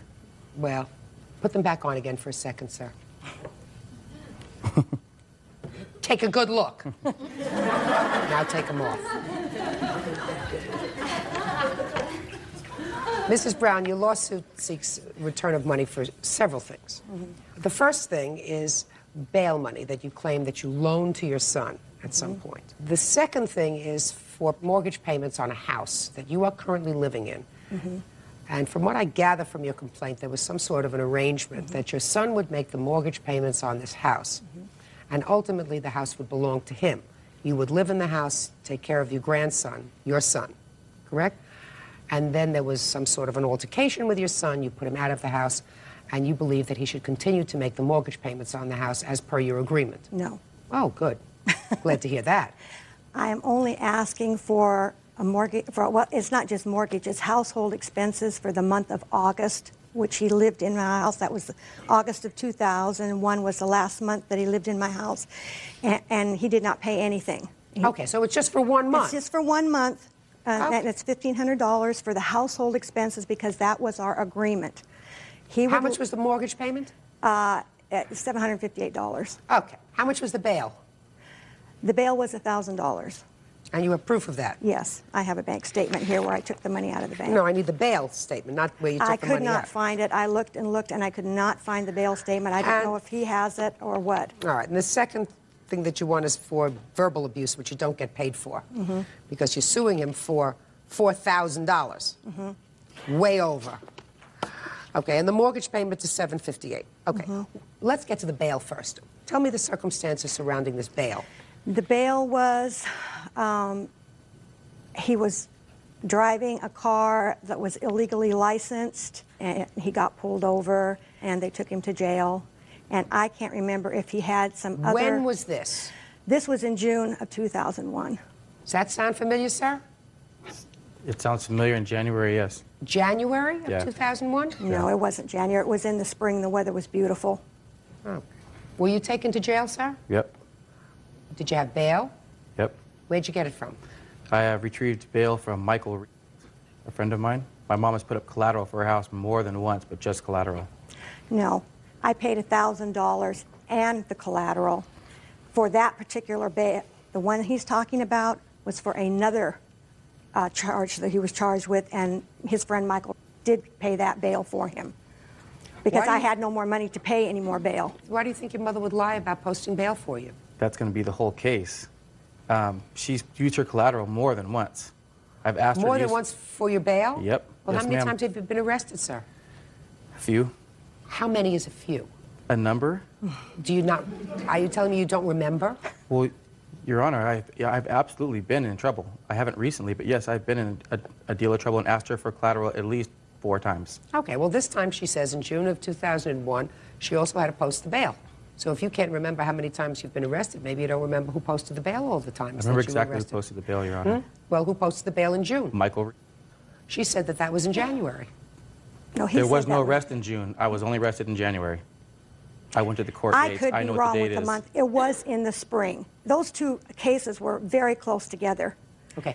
Tell me, Mrs. Brown, did you get a call from your son from jail? Yes. Well, tell me about the phone call. Maybe that will He jog just his called memory. and said that he had been arrested and he needed to get bailed out, and could I get the money? And I said, yes. The money that I used was money that was supposed to stay in the bank. That's why I am asking for the money back, because the money was for something else. What was it for? It was for, we were going to do some work on the house. Let me look at your statement. You say that you took out $1,000 so that you would have exactly when you took out the $1,000. Well, this is showing up on my June, so that's why I said June. Well, it would tell you the date in June. 6/4, $1,000. Now, tell me exactly where you took this $1,000. Look at me. I bailed him from a bondsman in Tacoma. I could not find that bondsman. I looked in the phone book and I made calls and I could not remember the name of that bondsman. I bailed him out. He went to court. And then, of course, you don't get that $1,000 back because that was the 10%. Let's get to the house payment in August. Did you, in fact, live in the house in August, sir? Yes, ma'am, I did. Beginning of August until when? Till, actually, I think it was after, it was more like the 1st or 2nd of September, I think. And your arrangement with your mother was that you would take care of the household expenses? The agreement of me buying the home was me buying the home, yes, and everything involved with it. Did you pay for August? The money for paying for the August rent was supposed to be paid on that Friday. Something had come up, I didn't get to it. That Friday night is the night that she came home and did her rampage and called the cops and kicked us out that night, Friday night, assuming that I'd already paid, which I had not gotten a chance to pay yet. But So it's due the beginning of August, not the end. it gets paid, Your Honor. It gets paid every single month. So your mother is correct that you did not make the $1,500 payment that you were supposed to make? Yes, ma'am. Oh, okay. Is there any defense to that $1,500, Mr. Brown? Yeah, she threw me and my son out in the street in the middle of the night. Judge Judy continues in a moment. You must have had some lollapalooza of a fight with your mother. There was no fight. You mean your mother went through a psychotic episode? She does not like my son's mother. That's not what happened at all.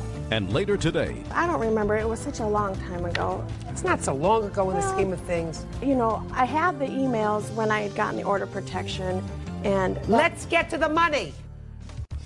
real cases, real people. Judge Judy. Sandy Brown says her son Henry Brown owes for 1 month of household expenses. Henry says his mom threw him out on the street in the middle of the night. Go ahead. I came to give her the money for that mortgage the next week after she had told me I couldn't come around, told me I couldn't have my stuff, told me my son couldn't have his stuff, and I'd come to have a couple cars towed at her request, at which time the police were called by her. Well, you must have had some lollapalooza of a fight with your mother. There was no fight. I was at home with my son, with my son's mother, with her daughter, and with my 13-year-old nanny when she came home at 10 o'clock at night and kicked and booted me out. You mean your mother went through a psychotic episode? She does not like my son's mother. That's been her issue for about a month before this happened. That was her only issue. We had had a fight about her before she left, I think it was on a Wednesday, and she came home Friday evening, and her first words were, she has to leave, she has to go, she has to leave. And I told her, no, it's 10 o'clock at night, and she got on the phone, called the cops, and told the cops I had been abusive and everything else. I'm standing there with cooking utensils, cooking food. Why did you put your son out, Mrs. Brown? That's not what happened at all. Well, what we happened? had been having an argument that whole week. About what? I did want him to move out because I didn't appreciate him yelling at me, getting in my face yelling at me. I did not appreciate him saying derogatory remarks about me. This is my home. I've lived here for 28 years, and I didn't feel like I had to put up with it. They had taken it upon themselves to move my furniture around. I did not yell at him. I said, Hank, I said, I don't want callers spending the night here. That's what I told him.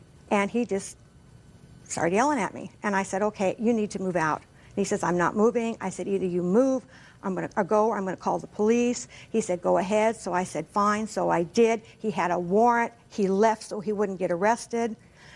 2 weeks later. What did he have a warrant for? I believe it's non-payment of child support. He has an older daughter. Then on that Monday, which was like the 3rd of September, I went straight to court and filed for a protection order. Okay.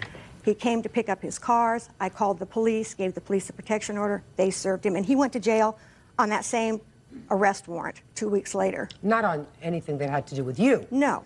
Didn't have anything to do with me. Okay.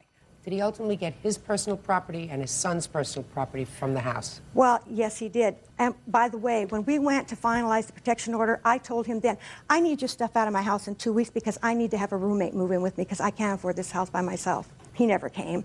Ultimately, I put his son's bedroom set on the deck. I told my son, tell him to come and get Hanky's bedroom set before it is ruined, because by then it was like the end of October. He never came. Where was he living? Around. With his son? With his son. He's still living around with his son. Okay. Well, I don't have a counterclaim for that. And in any event, I find that you did, in fact, post his bail, $1,000, and he owes you $1,500, almost acknowledged for August of 2001. So I'm entering a judgment for $2,500. Thank you. That's all. Parties are excused. You may step out. This woman, out of spite, has put me and my son out of our home that we had a good faith agreement on. The agreement was if I died, he could inherit the house. Don't trust nobody. I guess he thought I was going to die in 2 or 3 years. I don't know. And now the next case. All parties in the matter of Poulter versus Miller. Step forward, please. 53-year-old truck driver Craig Poulter is suing his ex-girlfriend, 28-year-old purchasing agent Heidi Miller, for an unpaid loan to buy a car. Heidi says Craig bought the car as a gift. Mr. Poulter, you claim a loan to the defendant in the amount of $3,000 some odd dollars so that you could purchase a car. Yes. The defendant says it was never a loan, never intended to be a loan. What was your relationship to the defendant? Well, Heidi and I had met in about June of 2000, and shortly thereafter started dating and ended up in a boyfriend-girlfriend relationship. And during the course of that relationship, which lasted about 1.5 years, Heidi had mentioned that the vehicle she was driving at the time was being too costly for her to afford. We discussed the situation and came up with an idea that at the right time, when the right car came along, to purchase a different vehicle, and then she would be able to get rid of the one that she really couldn't afford owning. Was it a leased car that you had? Yes. It's a lease? Yes. And how much was the lease? $369 a month. So does that sound right so far? Yep, pretty much. Okay, go ahead. So it was the 25th of June, 2001, and we spotted a nice-looking used car for sale by private owner. We decided to stop and take a look at this vehicle, knowing that she would sooner than later be getting rid of the Blazer. When we came back from the test ride, I told her that if we can make the right deal with the gentleman for the right amount of money, I think it would be a good car for her to have. Okay. And at that time, I said, as far as paying me back for the car, we can work that out later. Let's first take care of what's important is to get you a car. Are you telling me that you had a discussion with her at that point about paying you back the money? There was some short discussion about it. It wasn't a real long conversation. I mean, it might sound right. It sounds right to me that you might say, listen, if we can make a good deal on this car, let's do it. But it doesn't sit right with me that you would say at that moment, and then we'll talk about paying me back, you know, later. Do you understand what I'm saying? Yes, I do, Your Honor. Okay. But there was some mention of that getting a payment plan set up down the road or something, but I don't remember exactly at that what it moment. I'm talking about at that moment. Yes. All right. I'm not sure if I believe that. Go ahead. So what happened? So you went and you made a deal with the man? Yes. You did alone? Yes. Okay. And I wrote I wrote a personal check for the car, and Okay. I have a copy and I'd like to see it. of that signed cash check. Okay. Um, And then she took possession of the car. You registered it in your name? Yes. And when did you turn back the leased car? It was shortly after that because I had to, I took a loss on this Blazer that I had, and so what I had to do is I had to finance $5,000 for the loss on a Blazer that I no longer have, and actually I'm still paying for it. So once I sold that, which was actually probably about a month or two after he had bought the car for me. Okay. So. Now, when did you and the defendant end your relationship? It was towards the end of 2001. Between June, when you purchased the car, and December, did she make any payments to you? No. Did you have any discussions about it? Yes, I did, Your Honor. As a matter of fact, I have two separate emails from 2 separate days where I had mentioned to her by email about wanting repayment, and her replies are on my emails. Your Honor, my comments are highlighted in blue and hers are in yellow. Real cases, real people. Judge Judy. Craig Poulter says ex-girlfriend Heidi Miller owes for a loan to buy a car. Heidi says Craig has been harassing her. Would you show this to the defendant, please?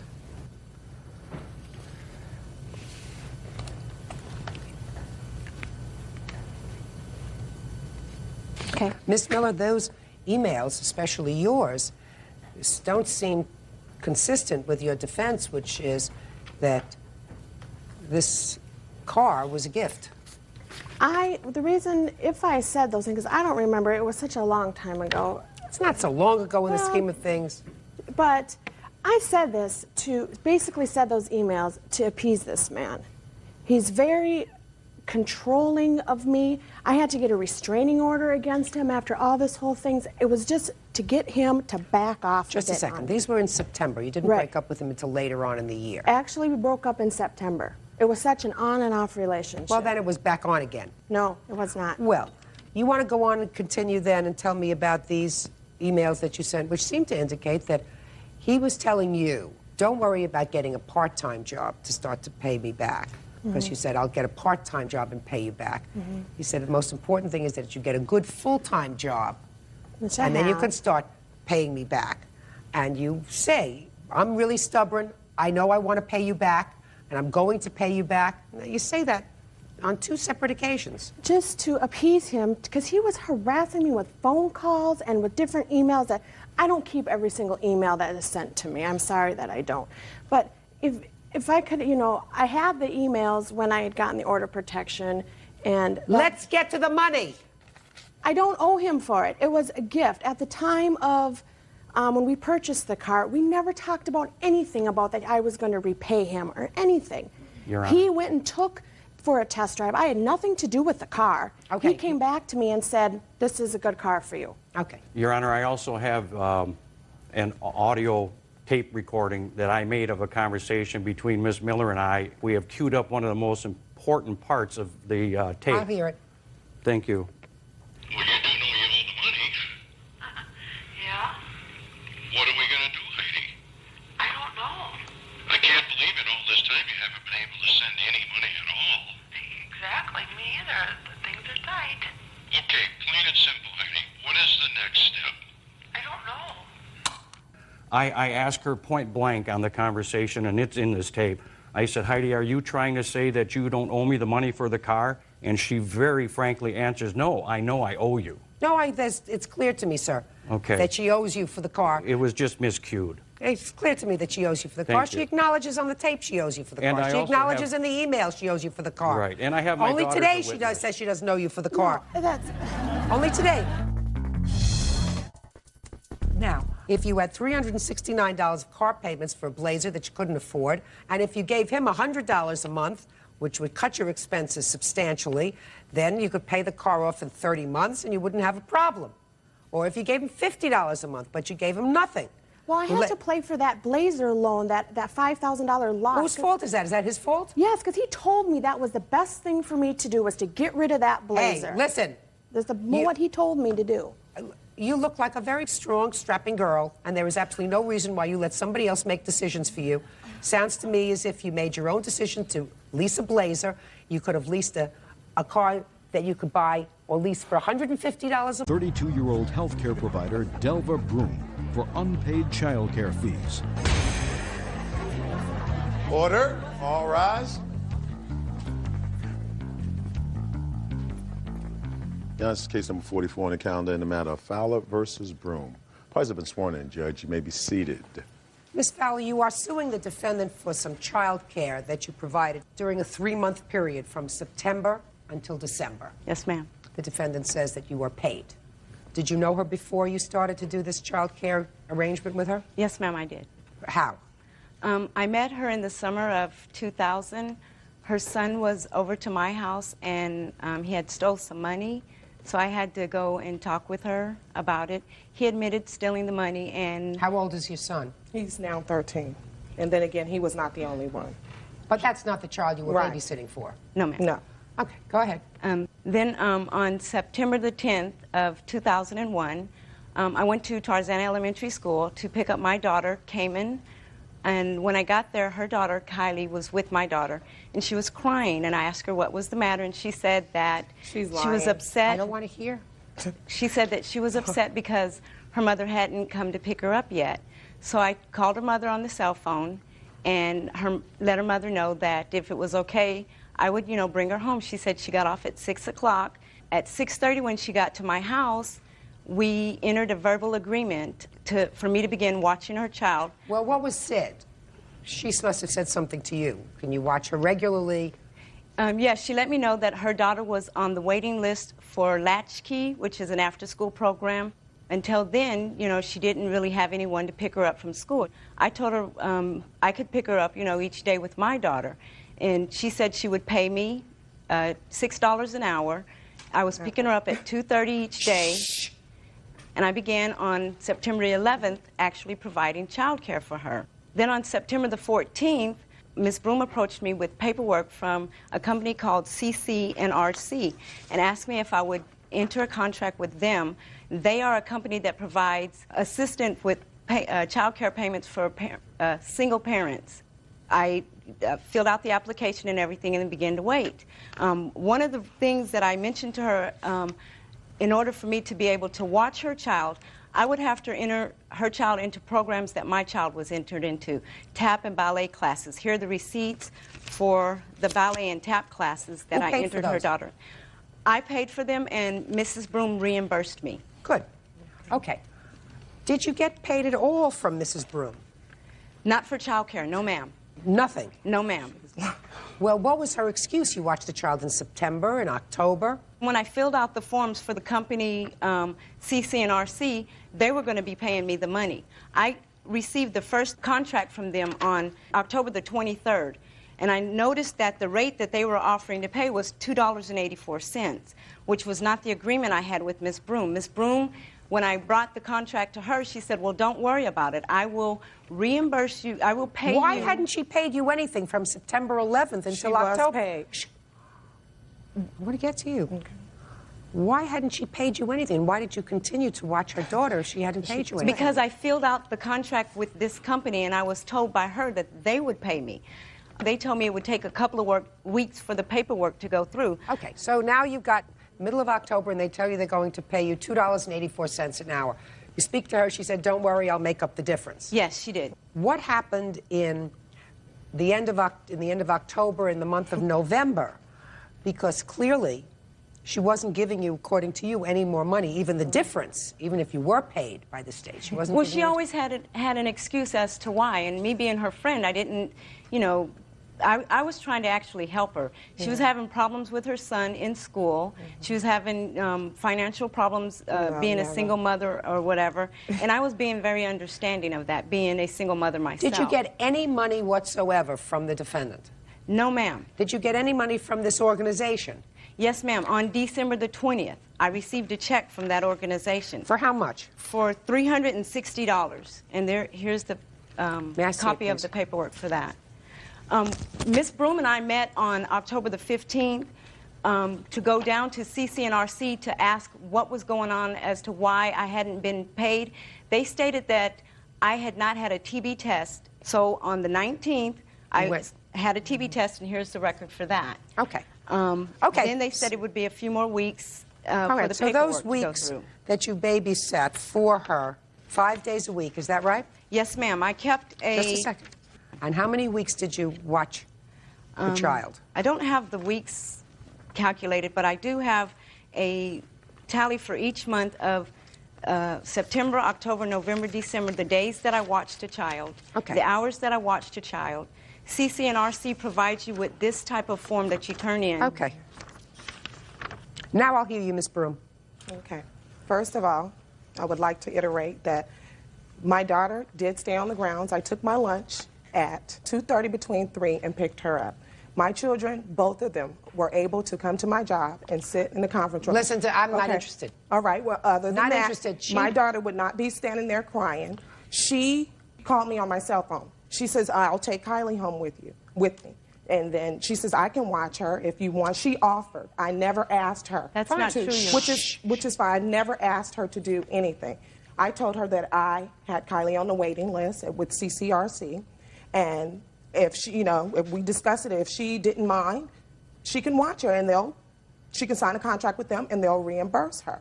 I pay CCRC a portion of whatever the child care is. How much do you pay CCRC? It all depends on what the provider is being charged. Here's a log of what I pay CCRC. She was paid. That's the bottom line. I don't owe her any money. There were things that were going on in her home. She was rather upset because I removed my child from her home. That's not true. There were things. She has an autistic daughter. She stayed with, listen to me carefully, Miss Broom. Your daughter stayed with her part of September, October, November, part of December.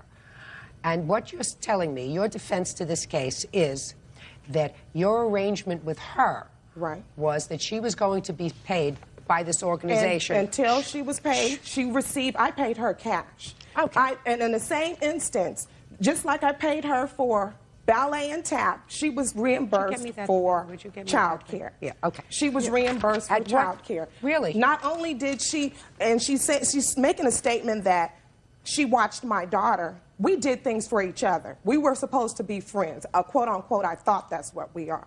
In the same instance, she made matters even worse. I didn't even want to deal with it, remove my child from her home. The things that went on in her home, I couldn't relate to it. Forget. Okay. I'm not interested. You left your child there. That's the bottom line. Judge Judy continues in a moment. She's lying. No, I don't believe she's lying. Well, I believe she's lying. Well, I don't care what you believe. The most important thing is that I don't believe she's lying. I don't believe that for 1 second. And later today, you were on City Time romancing his girlfriend in his house. You didn't tell me it wasn't true, Mr. Flores. It's not true. Because I have a feeling you two guys are playing with each other a little bit. real cases, real people. Judge Judy. Rebecca Fowler says former friend Delva Broom owes for babysitting fees. Delva says Rebecca was paid by the county. How much do you earn annually? Probably about $33,000, $34,000 a year. Okay. That's the issue. She thought that I don't know what I'm a single mother. I'm not on welfare. I work hard. That's fine. And if I was not qualified for this, she knew that she signed a contract with CCRC. Until CCRC picked up her contract, I then paid her. Again, she's lying. I don't believe she's lying. Well, I believe she's lying. I don't care what you believe. The most important thing is that I don't believe she's lying. Well. I believe because a babysitter, not somebody who's 12 years old, but somebody who is an adult, a very minimal, reasonable payment for an adult is $6 an hour. Right. And she received that. Just a second. I don't believe that for 1 second that you paid her. Not for a moment. I believe that she was strung along. No. And she finally got a payment of $360, which is here in the paperwork. Put your hand down. Does it look like you're losing? No, ma'am. Where is your daughter currently? My daughter is currently in an after-school program. And when was she accepted in the after-school program? After... What month was January. Right. So you stopped with her in December? No, I did not. I was at the end of November. Listen, you're a fast talker. No, I'm... Bottom line is, I believe that you agreed with her and you said, I can pay you $6 an hour. Ultimately, you said to her, fill out these forms because some of it, you can get back and then I can pay you the difference. No. That sounds right to me. That's not true. But because nobody is going to work for $2 an hour. Nobody works for $2 an hour. Judgment for the plaintiff. Quiet! Judgment for the plaintiff in the amount of $1,612. That's all. Parties are excused. You may step out. There's a reason why I took my child from her home. She's very vindictive. She's been convicted of child abuse. I terminated the child care because by December the 15th, I hadn't been paid by her nor CCNRC. She's a liar, welfare recipient. Threatening to have me and my boyfriend beat up by people. She's a liar, and she was paid. She's a liar. She never paid me anything. And now the next case. All parties in the matter of Meadows versus Flores. Step forward, please. Warehouse worker Angel Muro is suing his ex-wife's ex-fiancé, Marco Flores, for car damages and pain and suffering. Marco is countersuing for damage to his truck and for harassment. The defendant is the fiancé of your former girlfriend. Is that right? Yes, we have a daughter in common. How old is the child? She's 10 now. How long did you live with her? About 10 years. But you don't live with her anymore now. She's engaged to Mr. Flores. That's right. Your complaint is that Mr. Flores caused 2 accidents. One happened in August of last year. One happened in February of this year. The one that happened in August, you got paid for. Is that right? Correct. My car was repaired. I'm not dealing with that. Now that you hurt your knee or something. Should have dealt with that before your insurance company paid for it. But you say that he caused an accident in February, and because of his driving, he caused you to hit him in the rear of his car. He says that you hit him in the rear of his car, and it was your fault, and he is counterclaiming not only for that incident in February, but also he says that you have been harassing both him and his fiancée and have written defamatory letters to their bosses, all of which I will see. Now, I want you to tell me where this accident happened in February. This happened in Sun Valley. Tell me what happened. I was going south on Laurel Canyon, and when I got up to Strathern, I noticed Marco, and he had pulled up in front of me, and there was another car, a friend of his, and another car, a big Ford behind me. I didn't get. How did you know that the other person in the other car was a friend of his? I didn't. You didn't? No, I didn't. That's I didn't. I just, when we were at the light was red, so we were just sitting there, and the car behind me kept easing up on my tail, and I kept looking up at the mirror at him, you know. And when the light changed, Marco took off, and then, you know, I was still looking at my mirror because this guy was just coming up, you know. I proceeded, and I looked up in my mirror. Next thing I know, he was sitting right in the intersection. He had only gone about 5 feet past the pedestrian crosswalk. And you hit him? Yes. Now, what makes you think that this person behind you was a friend of his? Because the way it was set up, the car just automatically just swerved off and sped off when the other lane was So open. you don't know that he was a friend of his? No, that's just my assumption. That's your assumption, so Then, I can't deal with your assumption. He's in front of you, you're watching the car behind you, and you hit him in the rear. Correct. Your case is dismissed. Now let's get to your counterclaim. You hit him in the rear. It's your fault. You're supposed to be far enough away from the car in front of you not to hit them in the rear. Now, so forget about your claim. And you forget about the February driving incident. Do you understand? Yes. All I want to hear about is the letters. Okay. Do you understand? Yes. Because I have a feeling you two guys are playing with each other a little bit. That's my sense. That you don't avoid each other. In a big town, it just so happens that on many occasions, you're with each other, around each other in your cars. If you want to act like fools, that's your problem. You're not going to visit that on me. Okay. I want to hear quiet. I want to hear your allegations, Mr. Flores, with regard to the harassment and defamation. Okay. He wrote 2 letters to the city. I work for 2 departments in the city. Let me see the copies of letters that he wrote.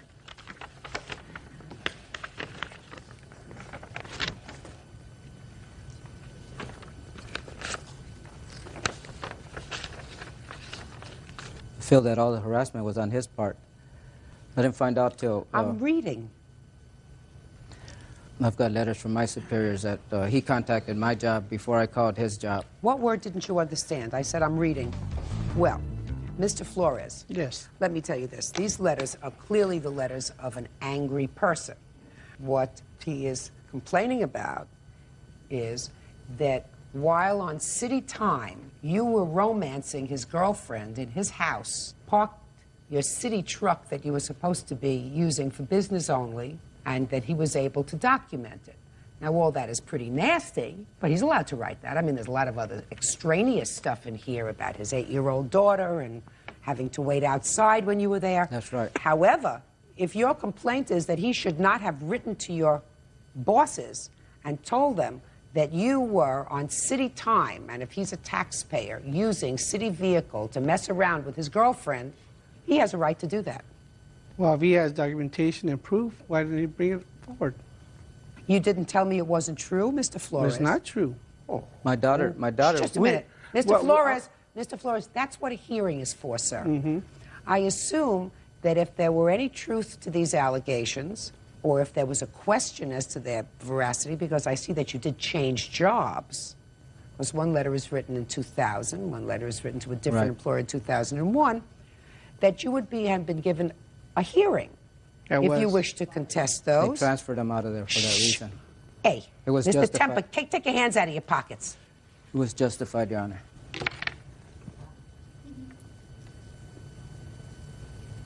So he has a right to send in those letters. You have a right to have a hearing. He was angry. By the way, how come you lived together for 10 years and never got married?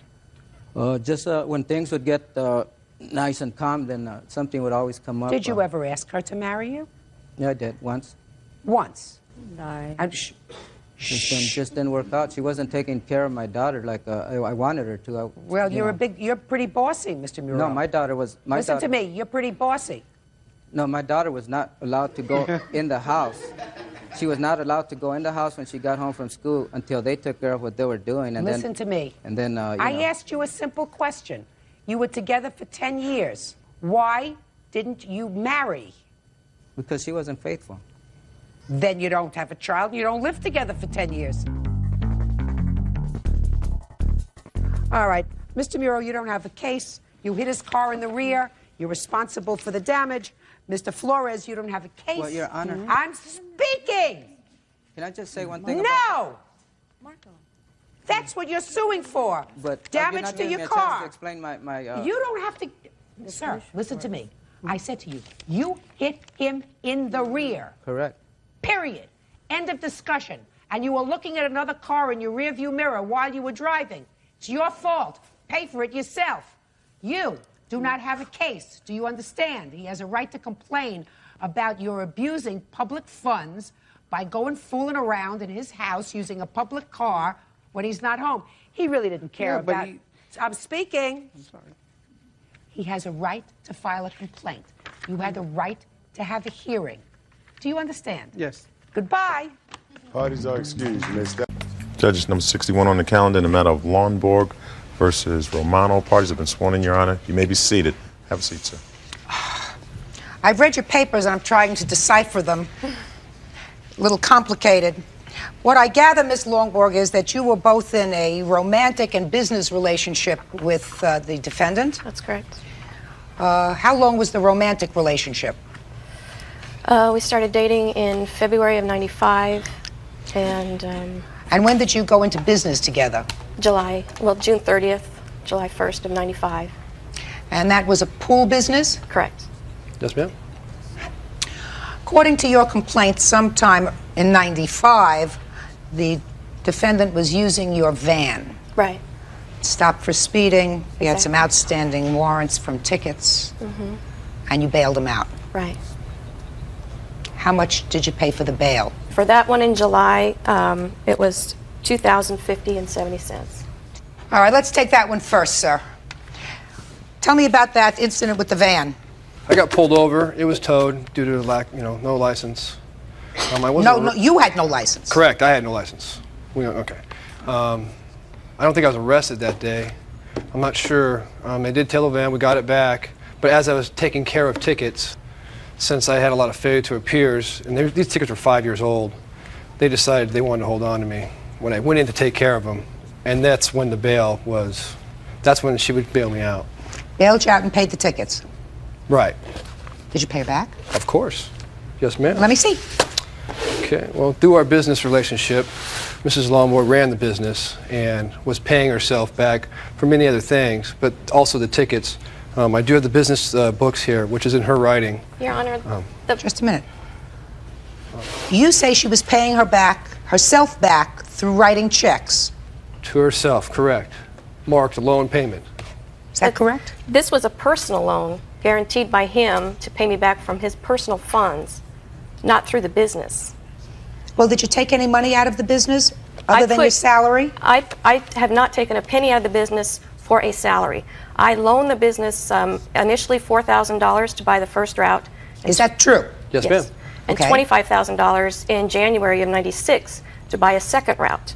The loan payments that are coming out of this checkbook for the business were for the purchase of prior pool businesses. Has nothing to do with his personal legal problems.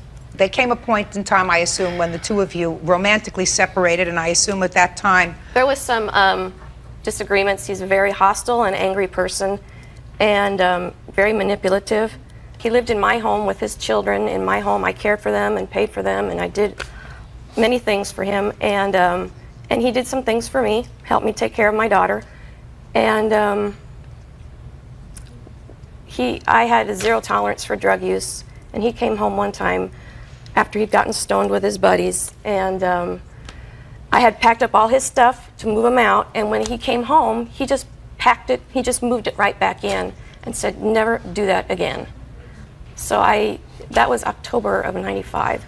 So I've been patiently trying to resolve these conflicts and working on it, and it's just been very difficult. He's very manipulative, and he knows my vulnerabilities, and he presses on them. Were you paid back all of the money that you put into the business? No, ma'am. You told me it's about $29,000 that you put into the Plus business. the van, right. Plus the van. Which he's sold. Did you sell the van? Yeah, yeah. She signed the pink slip in a bill of sale. It was paid for. I didn't sell it. I traded it in. I bought a pool truck. I changed the name after the assault where he beat me up. When was that? This particular assault was December 19th of '96. Was he arrested for this assault on you? He was, yes. And he made bail. And the person that bailed him out that time got paid back within 10 days. What happened with that case? He pled guilty on June 16th, and he got 1 year and 5 days suspended sentence, 3 years probation. Is that correct, sir? Here, if you want to know what I got, I'll give it to you right here. I do know. I want to know if you pled guilty. You don't have to look in your papers for that. I didn't assault her, first of all. You didn't assault her? No, ma'am, I didn't. But you pled guilty to it? Yeah. He beat me up 3 times within a 15-hour period. He made bail and went right to my apartment and beat me up again, and that's when he stole the van the first time. That's incorrect. That's incorrect. There's pictures and everything. It's incorrect. There's a huge case down there. Mr. Romano, yes, you pled guilty to the assault. Is that correct? No, those charges I don't know what I pled to. It wasn't those original charges. I was charged with assault with a deadly weapon, which I was. What was the deadly weapon? Supposed to be a bat. A baseball bat. My child's bat. No, it's a Louisville Slugger. Where did he hit you with it? On the leg right here. Judge Judy will continue in a moment. You have to have witnesses in order to establish that to me. Phone numbers. Give him a call. You give him a call. That's not my job. My job is to hear this case, sir. And later today, Miss Marion, you can collect cans in the street and get $15 a week. You have to work and earn $15 a week because you have an obligation. real cases, real people. Judge Judy. Former business partners and lovers, Lauren Lonborg and Charles Romano, are fighting over business debts, a computer, and bail money. Miss Lonborg, right now I have, on your side, $2,060.70. Now I'm going to hear about this cross-complaint. Mr. Romano, you are cross-complaining against her in the amount of $2,100 because you say she wrote letters to your accounts. Yeah, she wrote So let me hear about that. She wrote a letter, pretty nasty letter. I have the letter. Yeah, I've got a copy also. Pretty nasty, stating a lot of falsehoods, making it look like I had beat her up, put her in the hospital for 10 days. Well, let me take a look at it. Mrs. Longborg had some stability problems early in our relationship. Let me read the letter. Yes, ma'am. And then you'll come back. Okay.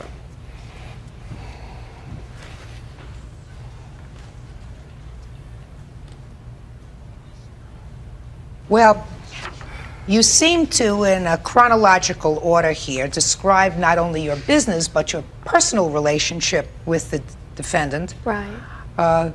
Something, quite frankly, Ms. Longborg, I don't understand. I don't understand why you would have sent the letter talking about the fact that he beat you up, talking about the fact that you were hospitalized for 10 days. Because I throw the hospitalization in because that's when a lot of everything happened. Your daughter, who was 9 years old, died. That's correct. And I was a wreck. And that's when he took advantage of me. That is not true. Mrs. Longborg stayed with me after her daughter passed on, and after she got out of the hospital for 2 weeks in March, from March 15 on, because she was getting kicked out of her apartment. Well, and listen to me. It sounds to me as if she has had a very difficult time. Yes, she has, definitely. And I mean, you lose a child, that's the most difficult thing in the world. This child was severely handicapped. She was a special child to me and my children. I love this little girl just as much as anybody. She was taken to my mother's daycare. I treated her just like she was one of my own. I mean, like, this is... That's all true, but it doesn't give him license to steal everything from you. Why did you write this letter? At the time, the DA had assured me that this was going to trial. This was the 5th trial date, and that Wes was looking. I didn't say he was going. I said it was told to me that he may be spending as much as up to 1 year in prison or in jail for these crimes. Wes was making arrangements with his buddies to take over the accounts, which these are incredible estates, and I would not trust his buddies. Ms. Longmore, there is something disingenuous about what you say to me. I'm going to tell you why, madam. Because if your concern was for the business, a very simple letter to the clients indicating that there may be an interruption in service. I cannot vouch for the personnel who are going to be dealing and servicing with the accounts, and since you've been dealing with me over the phone, I want to let you know I am no longer associated with the business and cannot personally vouch for the people who will be servicing your pool in the event that Mr. Romano is not with us for a year. You instead chose to, in a very systematic way, allow these strangers into your private life. That was my choice. Well, now, you have to establish to me, sir, that you had some loss as a result of that. Well, I lost, it has changed. I lost one more customer as of this letter. Well, you're going to have to establish to me that your loss of business was as a result of this letter. Right here. Here's 4 these people. As this gentleman was with me as we're on the route, people are coming out. Hey, what's this letter? Are you going to jail or not? Now listen to me, sir. You have to have witnesses in order to establish that to me. This gentleman right here witnessed. They said, I don't want service anymore. I don't want to get in the middle of this. I'm sorry. Thank you for your service. Goodbye. Now listen to me. They have to come to court. They don't want to get in the middle of it. They don't want to come to court. Well, they may not want to get in the middle of it, but you've established one part of your claim. The second part of your claim is that as a result of that, you lost business. Phone numbers. Give them a call. You give them a call. That's not my job. My job is to hear this case, sir. Your job is to bring witnesses into a court so that I can question the people and make a determination as to their veracity and what motivated them and ask them the questions, not somebody who overheard them. That's why we do not allow hearsay in a court. Judge Judy will continue in a moment. And later today, she got a payment once every month. And if she didn't, she sure got on my case and got it somehow. real cases, real people. Judge Judy. Former business partners and lovers, Lauren Lonborg and Charles Romano, are fighting over business debts, a computer, and bail money. Unless the clients are here to tell me that they stopped using your services, sir, because of this letter, I am not entertaining your cross-complaint. I mean, I think that the letter was in terrible, was very poor taste, very bad judgment, and certainly unprofessional. I felt no other alternative. She's trying to slander my name for me to lose customers because she has nothing to lose. She is not part of the business. She is no longer part of the business as of December, and she's merely just trying to ruin my name. How do you determine that? Miss Longborg. Sorry. I'm not getting into whether you own any piece of this business or not. Certainly, if you owned a piece of the business and you wrote that letter, that would be dumber than dumb. Mr. Romano, Yes, ma'am. I'm going to tell you right now, I do not believe, sir, that the plaintiff has been paid back all of the money that she loaned the business to start it. You can't even look me square in the eye and say she's been paid back all the money. But that is not the subject of this lawsuit, because that's far more than the jurisdiction of this court. I am entertaining your application for the money that he owes you as a result of the personal loan that you made to him for his bail and for the tickets, because I really don't believe that you have been paid back for that. So I'm awarding you a judgment in the amount of $2,060.70. That's all. Parties are excused. You may step out. I'll back up to your right, please. I have zero tolerance. You knew that on the day one. I smoke pot once in a while. Shoot me. You want to do it right now? Shoot me. Am I done? And now the next case. All parties on Olson versus Marion. Step forward, please. 34-year-old Brenda Olson is suing her childhood friend, Nikki Marion, for not repaying a loan. Nikki says she doesn't have the money or a job. According to your complaint, Miss Olson, the defendant was a childhood friend of yours. And there came a time when she needed some money and you lent her money. Correct. She refuses to pay you back. So tell me about the loan. When was it made? Why? Well, she came to me. She was back payments on her house that she had just bought, and then her car had been breaking down and stuff. So she needed some money to repair her car and to catch up on her house payment so she wouldn't lose her house. So I borrowed her the money on one of my credit cards. How much money? At the time, it was about $3,098. As time went on, she paid, wrote checks to my credit card and everything was going good, and then she wrote some bad checks to them, and I got bad credit over the deal. So she written them an apology letter, which I brought with me too. And she got my credit all good again, and then she started sending them money orders. And just recently, like about 4 or 5 months ago, she lost her job, and she told me that she just couldn't pay me anymore, and so I asked her to borrow the money from her parents because I couldn't afford to pay it all off either. And if I would have paid monthly, I would have been ending up paying more than I ever borrowed her. And she told me that she asked her parents, and her parents said no, and that she just wasn't going to pay me. So I told her I was going to take her to court. She said, well, get in line with everybody else that had judgments against me. So I felt hurt because I did it as a friendship thing and wasn't going to see my money. How much money in total does she owe you now? Now, with the whole total, probably about $3,600. Do you have proof of that? Yes, I do. I'd like to see the proof of that, please, and I would like to see the letter of apology that she sent to you. Thank you.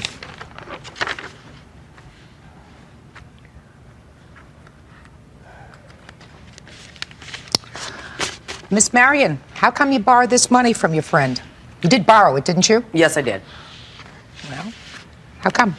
To have my car fixed and to make some payments on my house. Wasn't there anyone else you could have asked for the money? Relative? Parents? No. Why? My parents won't borrow me money. Have you borrowed money from them before? Years ago. Did you pay them back? No. Is that one of the reasons why they won't lend you money again? Okay. So you went to your friend, and she lent you the money. Correct. So why don't you pay her back this money? Well, first of all, I don't have a job, and I have no income. Why not? Because I was laid off of my job of 7 years. When? In November. Let's talk about before November. You weren't paying her back before November. That's not correct. Prior to November, I was paying her. I was giving her cash and money orders when I could. When you could? Well, she got a payment once every month. And if she didn't, she sure got on my case and got it somehow. You seem to have a resentment when you say she got on my case. Yeah, because this is I don't know, it's a rivalry for us. I mean, why? Because it's back and forth. I've lent her money, she pays me, I've lent money, it's back and forth. It's been for years. How much money did you lend to her? Over the years, I don't have a true record of it. We've known each other since we were little kids. I'm talking about big money, Miss Marion. I mean, did she ever borrow $1,000 from you? No. I'd say in the hundreds. Paid you right back, though. And she paid you back? Yes. Well, that's the problem. What's your excuse? What's your defense to this case? I don't have a job, and I can't pay her the $50 a month that she wants. And when I lost my job, I called her and asked her if I could pay her less than that, and her attitude was fine. That's what the interest is on the credit card. And then 2 weeks later, she calls me, and all of a sudden, I'm taking you to court, and blah, blah, blah, blah, blah. And I didn't ask to never pay her. I asked to pay her less until I got a job. She has to pay these bills on her credit card because this money was borrowed on her credit card. She chose to put it on her credit card. Thing is, I didn't go up to Brenda Olson and say, Brenda, please borrow me money. Brenda knew my situation. Brenda offered to borrow me the money. How she chose to get the money, it on a credit card. how she chose to get the money was her choice. If she chose to put it on a 17% credit card, that's her choice. I didn't ask her to do that. Judge Judy is ready to rule.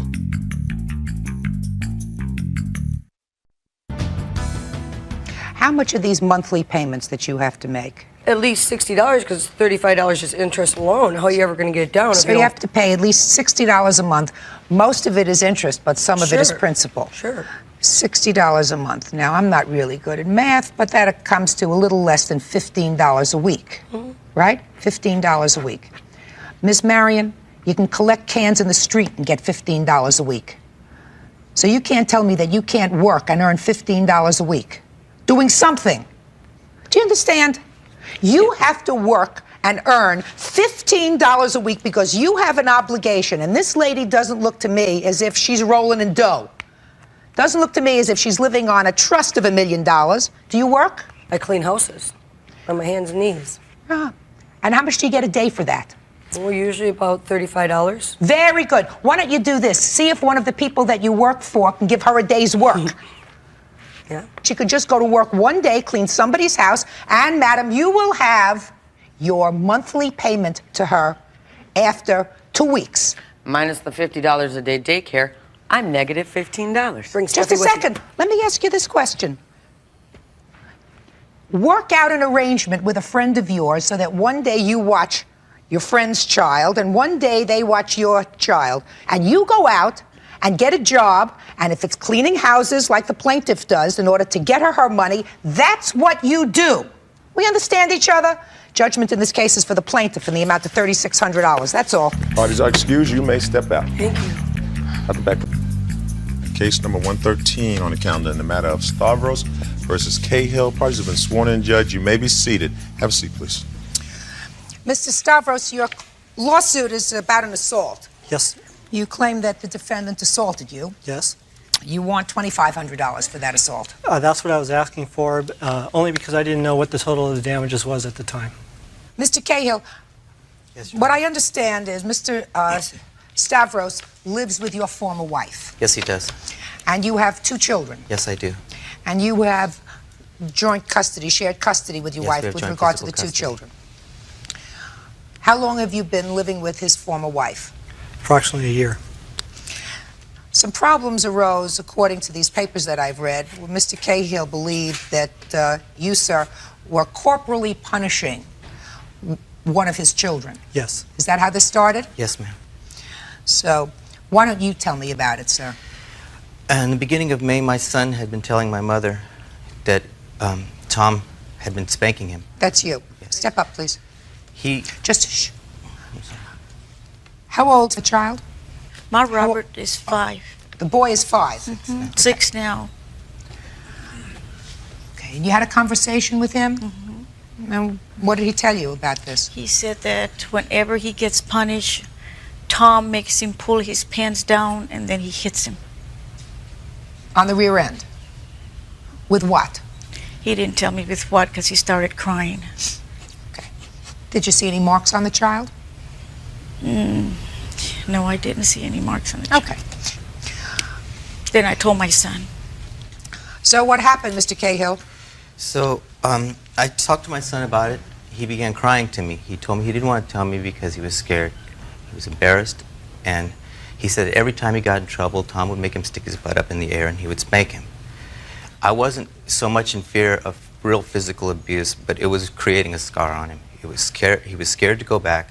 He always telling me he didn't like Tom, and he didn't like being punished like that. I don't punish my son like that. Mr. Stavros, do you discipline the child by having him take his pants down and you swat him on the behind? No, no taking the pants down. So, but you swat him on the behind? Yes. With what? My hand. Okay. And that's when his mother isn't around? No, his mom's there. Okay, does his mom discipline him the same way? Actually, I'm the disciplinary in the house, just only because I just do it better. I mean, first there's a warning, then it's usually if he's lying or if it's basically I say you're gonna get spanked if you continually lie, cheat, or steal, or if he's endangering himself. That's basically the only reason why he would get spanked. Mr. Stavros, how old are you, sir? 38. Have you been married? No. Do you have any children? No. Biological children? No. Before I get into this altercation that took place, sir, I'm going to tell you that I think it's a very bad idea for you to discipline these children. after this incident, we discussed it with a therapist, and he thought it was also. A bad idea. Yes. For you to discipline the children. Right. See how smart I am? Right. But Do you want to know why, Mr. Stavros? When loving parents discipline their children, if they're doing the right thing as parents, even if they corporally punish them by giving them a swat on the rear end, right, which and it is most a single people swat. most people grew up with, who are 40 and over, grew up with being swatted on the rear end by their parents. I know there's a lot of debate about that now, but that's not excessive corporal punishment. But the difference, Mr. Stavros, is when a parent does it, it's usually accompanied by a measure of loving. Right. And a child can relate to their biological parent disciplining them that way. You, sir, at this point in this 6-year-old's life, are an intruder. I agree. He came into the house when he was 5 years old. He probably misses his father terribly. He probably misses the fact that his parents aren't together. Right. There you are, you show up, and all of a sudden, after a relatively short period of time, you're whacking him on the behind and his mother is not. So it's not a good idea. He got angry. Mr. Cahill, understandable. So what did you do? So I called and I left a message on the machine that if she didn't call me back about the situation, I was going to be reluctant and not bring the children back this weekend. About an hour and a half later, Beth called me back. She was upset about me saying I wouldn't bring the children back. That's understandable. We got into it on the phone, and Tom took the phone away and started threatening me. And he said he was going to come over and take care of it then. He told me to meet himself someplace first, and I told him no. He said he knew where I lived, so he was going to come over. And he did. What happened when you got there, sir? Beth was concerned. Don't tell me about Beth and her concern. Well, you went over there with Beth. With Beth. Beth What time? What time did you go over there? When he called. What time? It's 1 o'clock in the morning. So you and your girlfriend went over at 1 o'clock in the morning. Only not now. You understand? It wasn't for his sake. It was for the child's sake, because Beth was. I woke up and I heard Beth pleading on the telephone. Please, I love the children. Don't keep them away from me and like that. And then I put it on speakerphone. So she's still on the phone. I didn't take the phone away from her. And in the background, I hear Robert crying. Robert was asleep, Your Honor. So. I hear Robert crying. So. And Beth hears Robert crying. And she's wondering why he's up at 1 o'clock in the morning, and why is he calling our house at 1 o'clock in the morning, and what's going on? I mean, she has a serious concern. So that's why we went over there. Well, Mr. Stavros, that was your second mistake. Your first mistake was to discipline this 6-year-old boy, I realized 5-year-old boy. Your second mistake was nothing is accomplished at 1 o'clock in the morning. When I woke up... Hindsight is 20/20, sir. Exactly. But I'm telling you, it's a mistake to go over there. It was your mistake. You were hot at the moment, so you called. Because whatever discussion that you wanted to have with her could have waited until 9 o'clock the following morning. Yes, Your Honor. Right? Yes, Your Honor, I agree. So you were hot. You react to that by going over there at 1 o'clock in the morning. Right. Not smart. Not smart. And I didn't even think of that until it was over. Judge Judy continues in a moment. Beth comes, Mr. Stavros, with baggage. She comes with 2 children. Yes. It would be simpler for you without it. Real cases, real people. Judge Judy. Bobby Cahill, the former husband of Beth and the father of their child, denies he assaulted Beth's new boyfriend, Tom Stavros. He says Stavros threatened his son. So you went over there with Beth. It's 1 o'clock in the morning. Right. She's upset. You love her. You're upset. Right. Right? Where is she today? She's at work.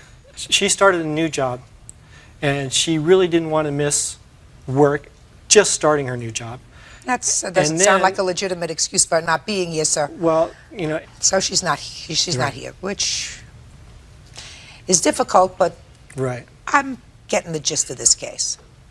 So you went over there with Beth.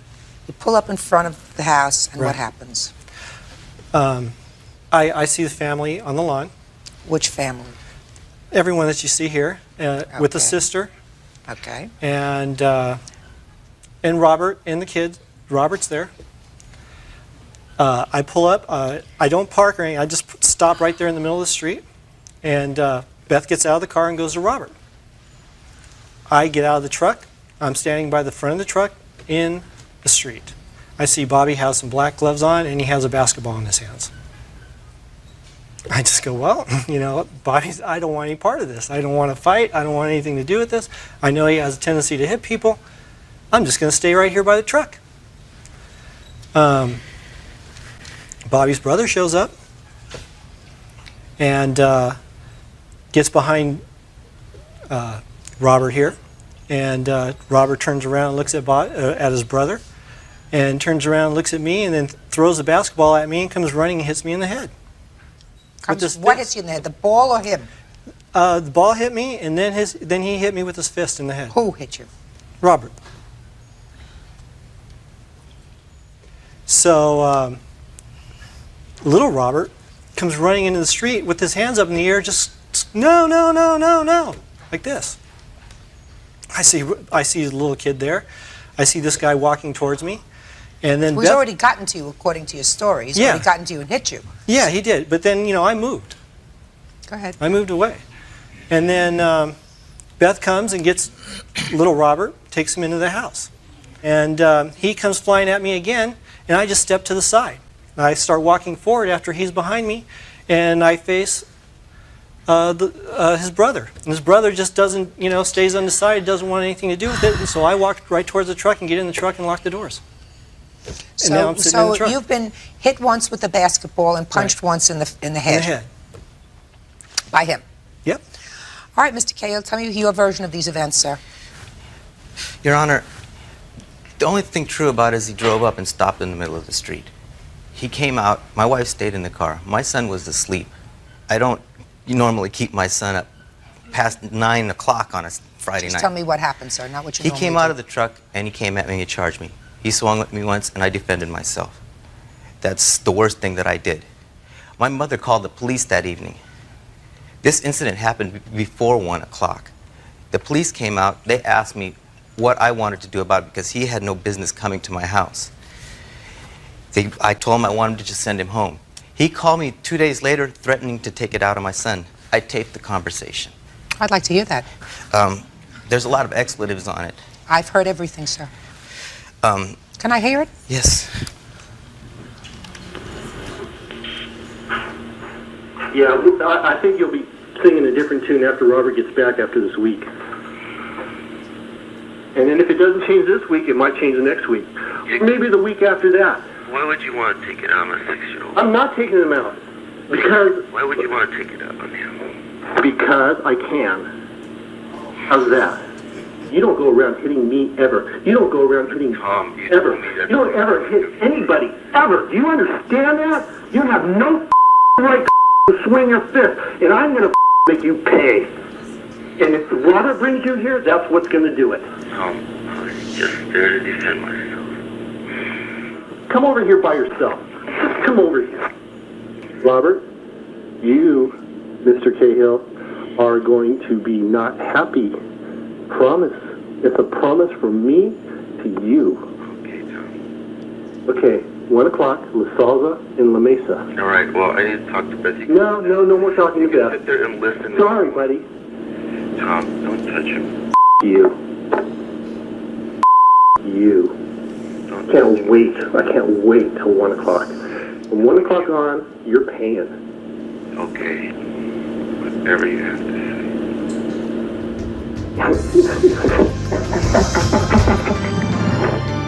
Judge Judy continues in a moment.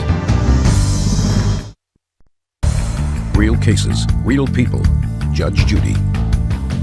Beth Cahill's new boyfriend, Tom Stavros, says Beth's ex-husband assaulted him in a fight over Beth's son. Mr. Stavros, do you realize that on that tape, you threatened Mr. Cahill's then 5-year-old child with retribution because you had had a fight with his father? There was a part to the tape that, okay, I'd been given Robert many privileges just because I want to, because I want the child to have a good childhood, okay? And when I was saying, I don't know why it's missing, but I had said at one point that, why should I be giving him all these privileges? That's not what you said. I realize that, Your Honor. What you said on the tape was a threat, not even a very veiled threat, to hurt Mr. Cahill's child. No, sir. No, ma'am. But that's what it said, sir. Okay. You understand that that's what the tape says. The tape is your voice, angry, and what you're saying to him, what you said to him was, wait till the kid gets home. Right. Wait till the kid gets home. I can't wait till 1 o'clock till the kid gets home. Well, what I'm implying is that all these privileges or the way things have been is not going to be the same anymore. Sir, that may have been what was in your head. And that's not what a parent is hearing when he hears this, sir, on the tape. Also, when he is saying that he is afraid of you, I'm saying he should be afraid. But he should be afraid after everything that's gone on. I would be afraid. Not that he should be afraid of me. He's 5. I'm going to ask you one other question. I'm going to ask you one other question, Mr. Stavros. Why were you so angry? You were so angry because, according to you, he hit you. Is that right? Yeah. You hit his child. Your Honor. Not once. More than once. I had permission to. Not from him. Just a minute. Right. Not from him. Yes, ma'am. You didn't have permission from him to hit his child. How old are you, sir? I'm 36 years old. You're 38. He's 36. You want to fight and batter each other? That's your business, right? I don't want to. He's talking about hitting a 5-year-old child. His 5-year-old child. Hitting and spanking are different things. Hitting it, sir. To him, hitting his child is no different from him taking a basketball and throwing it at you. Your Honor, he could have told me about that. Mr. Stavros, you had no business going over to his house at 1 o'clock in the morning. Absolutely no business going to his house at 1 o'clock in the morning. Because at 1 o'clock in the morning, there was going to be an altercation. What did you think was going to happen there at 1 o'clock in the morning? You think that you and your girlfriend were going to drive up to the house, and she was going to knock at the door, and she was going to say, I'd like the children, please. And Mr. Cahill was going to say, fine, I'll go wake them up and give them to you. No, they were Well, awake. what did you anticipate was going to happen at 1 o'clock in the morning? I anticipated Bobby, me, Beth, Robert, everybody standing around in a circle just going, okay. That's what I was anticipating. Well, I don't know what land you live in, sir. What's wrong with that? What's wrong, Robert? What's wrong with it? Am I beating you? Absolutely nothing, sir. Nothing is wrong with 9 o'clock the next morning. Why can't we ask Robert? Your girlfriend calling Mr. Cahill and saying, look, let's try to resolve this. We want to come over and sit and talk. We could have done it then. Yes, you could have done it then. And you were told not only by me, but you were also told by a therapist that you have no business putting your hands on this child. After the fact. Yeah, but that's what made him mad. So what? So you were told afterwards you were wrong? Your Honor, it was my house. Beth wasn't doing anything about it. And after the lying and the lying and the lying, and he got spanked the first time, we didn't have any more lying anymore. Judge Judy is ready to rule. I want to tell you something, Mr. Stavros. I don't know whether you're still with Beth. I assume that you are. I assume that you are. And I assume that if Beth is a loving mother, and I assume that you believe she is. I do believe she is, Your Honor. And that she loves her children, even your mother. She loves her children? Well, she better, sir, take you to parenting classes. We've been going. Big time. We have been going ever since this happened. Because you are disciplining this child out of anger. No, Oh, yes, because you say she wasn't doing it, you took over. Anger. And Beth comes, Mr. Stavros, with baggage. Hey, stop interrupting me. Beth comes with baggage. She comes with 2 children. Yes, it would be simpler for you without it. But Beth comes with 2 children. They are 2 children, however, who have a father. Yes, ma'am. Right? They have 2 kids. They got a father and they got a mother. Mother doesn't hit him. Father doesn't hit him. You hit him. Ma'am, he hits him. He spanks him. Guarantee it. She has taken... No, that's not I true. have, I have information completely alternate. This is a letter from Beth, but that's not I'm not going to hear it. If Beth wanted to tell me something, she would be here. This is an insight to the family history that was written down by Beth and her lawyer before no. any of this. Listen to me, sir. If Beth chose not to be here today, it means that she was very wise and didn't want to get into an altercation with her former husband who shares custody with her of the children because it's not in the children's best interest. She probably couldn't stop you from filing your lawsuit, but I, sir, can stop you from getting any money. This case is dismissed. That's all. Parties are excused. You may step out.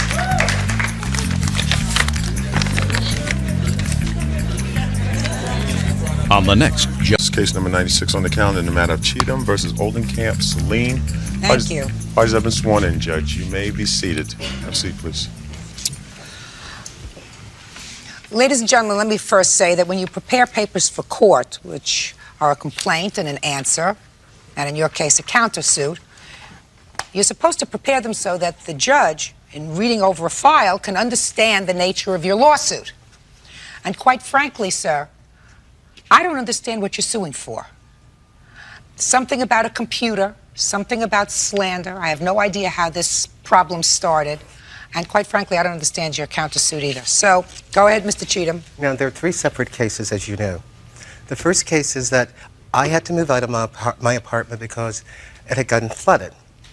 And Roy was coming over and using the computer every day because we were working on a play together. So you were writing together? No, we were working together. What does that play. mean? He was doing the publicity, and at the time I had a client that was doing the play. What do you mean you had a client that was doing the play? I had a client who was the star of the show, of the Dorothy Dandridge show.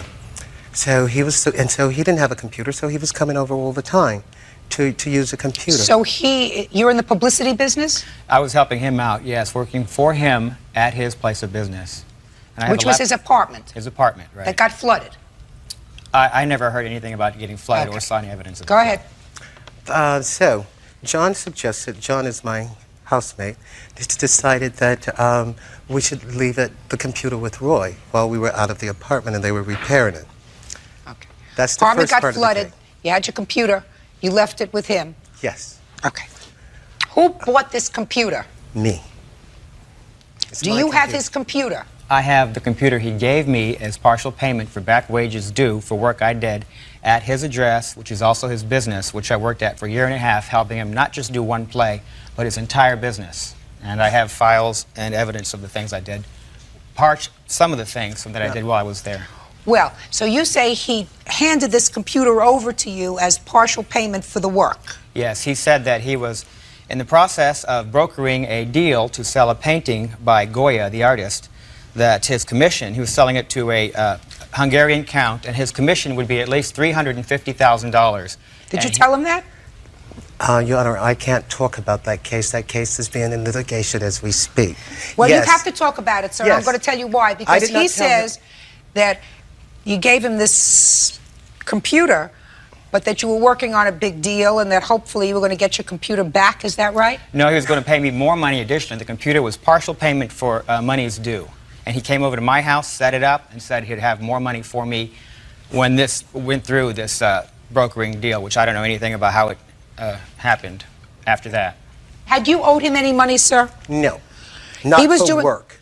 Well, how was he being compensated for doing the publicity He was work? working for the show. He was not working for me. He was working for J.H. Doyle Production, and I have the witness to that effect. This witness? This witness. Would you stand up, please? Certainly. Who are you? I'm Sloan Robinson. And What do I you was do? the actress that was doing the play Yesterday Came Too Soon, the Dorothy Dandridge story.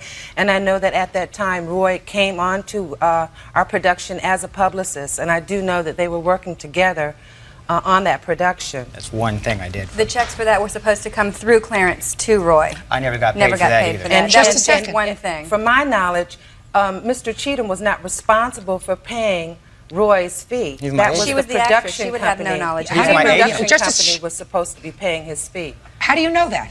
That's Where is the what I person was from? told. You can't tell me what you were told. Okay. Sit down. Okay. Just a second. Were you doing any other work for him other than on this particular Dorothy Dandridge story Yes, ma'am. play? That play was only 3 months long in its entire gestation to the end of that play. I worked for Clarence for a long time, for I'd say over a year and a half, doing many other projects. Well, why did you work for him for nothing, sir? Well, I didn't. He paid me twice out of the amount I gave him. I have some invoices I'd given him also. And both times that he paid one time I came to him and told him I wanted some money. He said, well, I'll tell you what, I'll pay an electric bill for you. How's that? So he paid the electric bill. The check bounced, of course. And then he did another payment with another fraudulent check that bounced. I knew. Just a he second. really hasn't paid So me. the answer is, all this year and a half, he didn't pay you. Well, that's the Hollywood side of it. He is also my agent.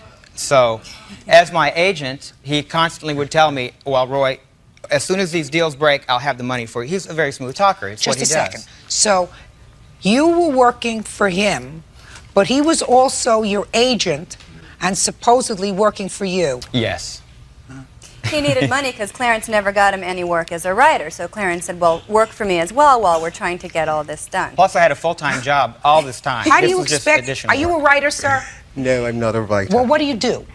I manage some writers and I arrange funds for various film projects. And I was When not, did you give him this computer to keep for you? it was in March or April or something like that. I don't remember. But I know that what had happened, as I said, the apartment flooded. We had to leave the apartment until they fixed it.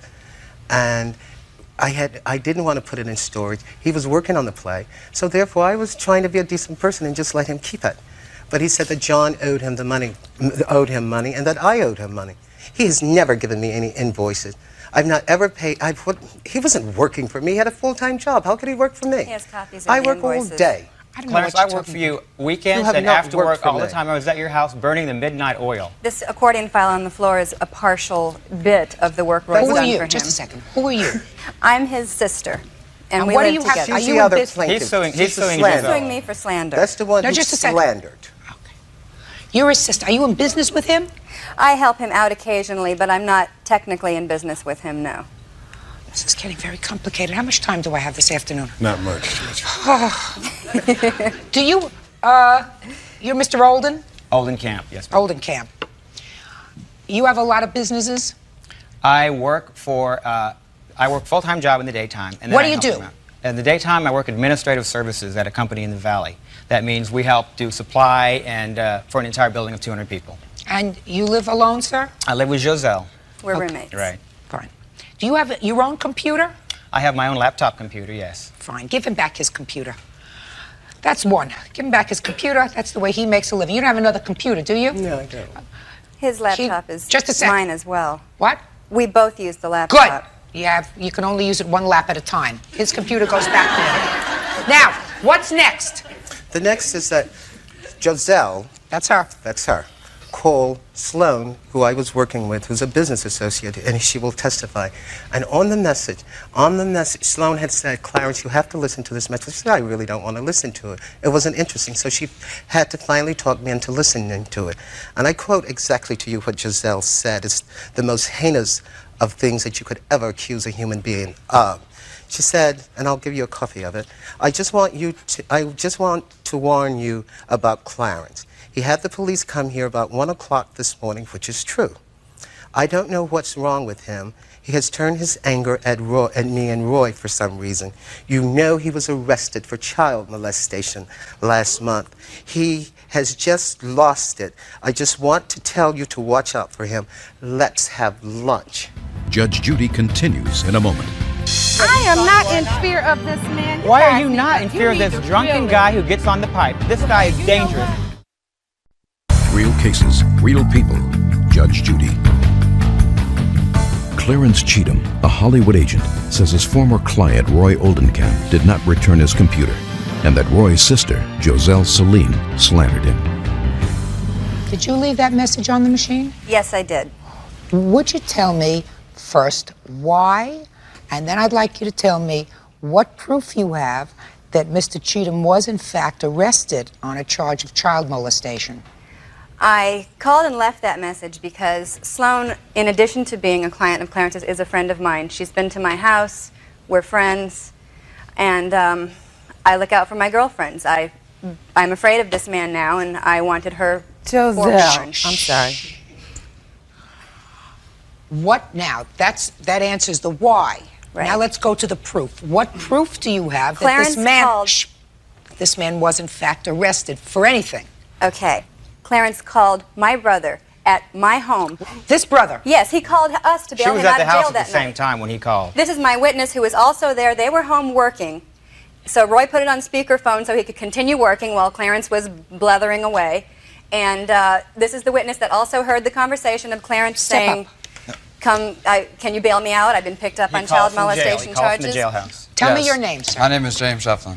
James? James Shefflin. Mr. Shefflin. Yes. What do you do for a living, sir? Okay, I manage a rock and roll band, and Roy is stepping up as my publicist. And we do a lot of late evenings. And, so you were at home in the evening. I was at his home. Their home. Right. And what happened? And he got a phone call, and Roy always puts the call on speakerphone. You mean he picks it up on speakerphone? I just push speaker. Push. You push speakerphone. So he doesn't have to stop what he's And saying. what did you hear, sir? I heard that he was calling and asking for help to get out of jail.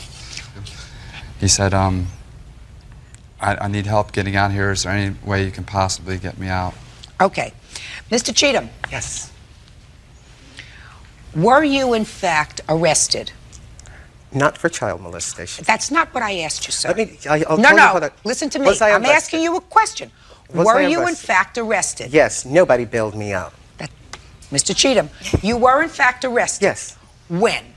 I have April or February or March, something like that. I don't even remember. Did you, in fact, call Mr. Oldenkamp? I perhaps John called him. I don't remember calling him. But you could have. But I could have. And you could have called him and asked him to come and bail you out. You don't bail out child molesters. Oh, you'd be surprised, sir. You'd be surprised. Did you call and ask them to help you? No. John is my witness to that. No one. I asked no one because I didn't want anyone to even know that I was there. I was arrested on a $250 charge for disorderly conduct, and hey, you spend one night in jail and you're out. Just let me ask you this question, sir. Was the original charge disorderly conduct? That was the original charge. No, the original charge is child molestation. Just a second. Who did I molest? Mr. A Hollywood producer's daughter. Shh. Mr. Oldenkamp. A 25-year-old Mr. woman. Hey. Tell me the circumstances surrounding your arrest, sir. The circumstances surrounding my arrest, I went to help a friend move. She said her car wouldn't start. I was standing there to call AAA. The next thing I knew, all these white policemen were up on me. There were 10 of them. Because somebody had called and said that we were about to rob, John and I were about to rob them. So, they've called a cab, put us in a cab, and then this cab driver said, well, you guys are probably taking us somewhere to rob me. I just laughed, you know. So and he drove us back, left us at the garage, and as soon as I walked out, they didn't touch John. They arrested me for disturbing the peace, disorderly conduct. I have no idea. I was there for one night. It was a $250 fine that every man in that jailhouse laughed at me. You can't get $250. Every man, I'm in there with dope dealers, pushers, murderers, and everything. And here it is that they're laughing at me. I was the butt of their jokes because I couldn't come up with $250 to get out of jail. It was a $250 fine. You will not, you know, so therefore, never for child molestation. A 25-year-old, you don't molest. You don't molest What's a 25-year-old? He said a 25-year-old Hollywood producer's daughter. Yeah, that's what he said. He said Clarence it was a Hollywood when producer's Clarence told daughter. me on the phone. 25 years old. Judge Judy continues in a moment. What happens? This is the payback that I get. I mean, I hope his bad karma is ending here. I hope people in Hollywood will be warned. Real cases, real people. Judge Judy. Hollywood agent Clarence Cheatham is suing Joselle Salim for slander. The true text of the conversation as he called us was that, Roy, I'm in jail, I've been arrested. I think he said Van Nuys Police Department. He says, you won't believe it, I was arrested for child molestation. I was drunk, I was at a producer's house. I accidentally grabbed her daughter. Of course, he'd say accidentally. She had a cell phone in her hand, ran in the bathroom, locked the door, and called 911. They came and arrested me and took me out of the building. This, I'm just. Why don't you ask This John? is what the phone conversation was. Why don't you ask John? First of all, Mr. Cheatham, how many times have you been arrested in your life? One. I was shocked. I was shocked to be arrested that time. Who are you? My name is John Taylor.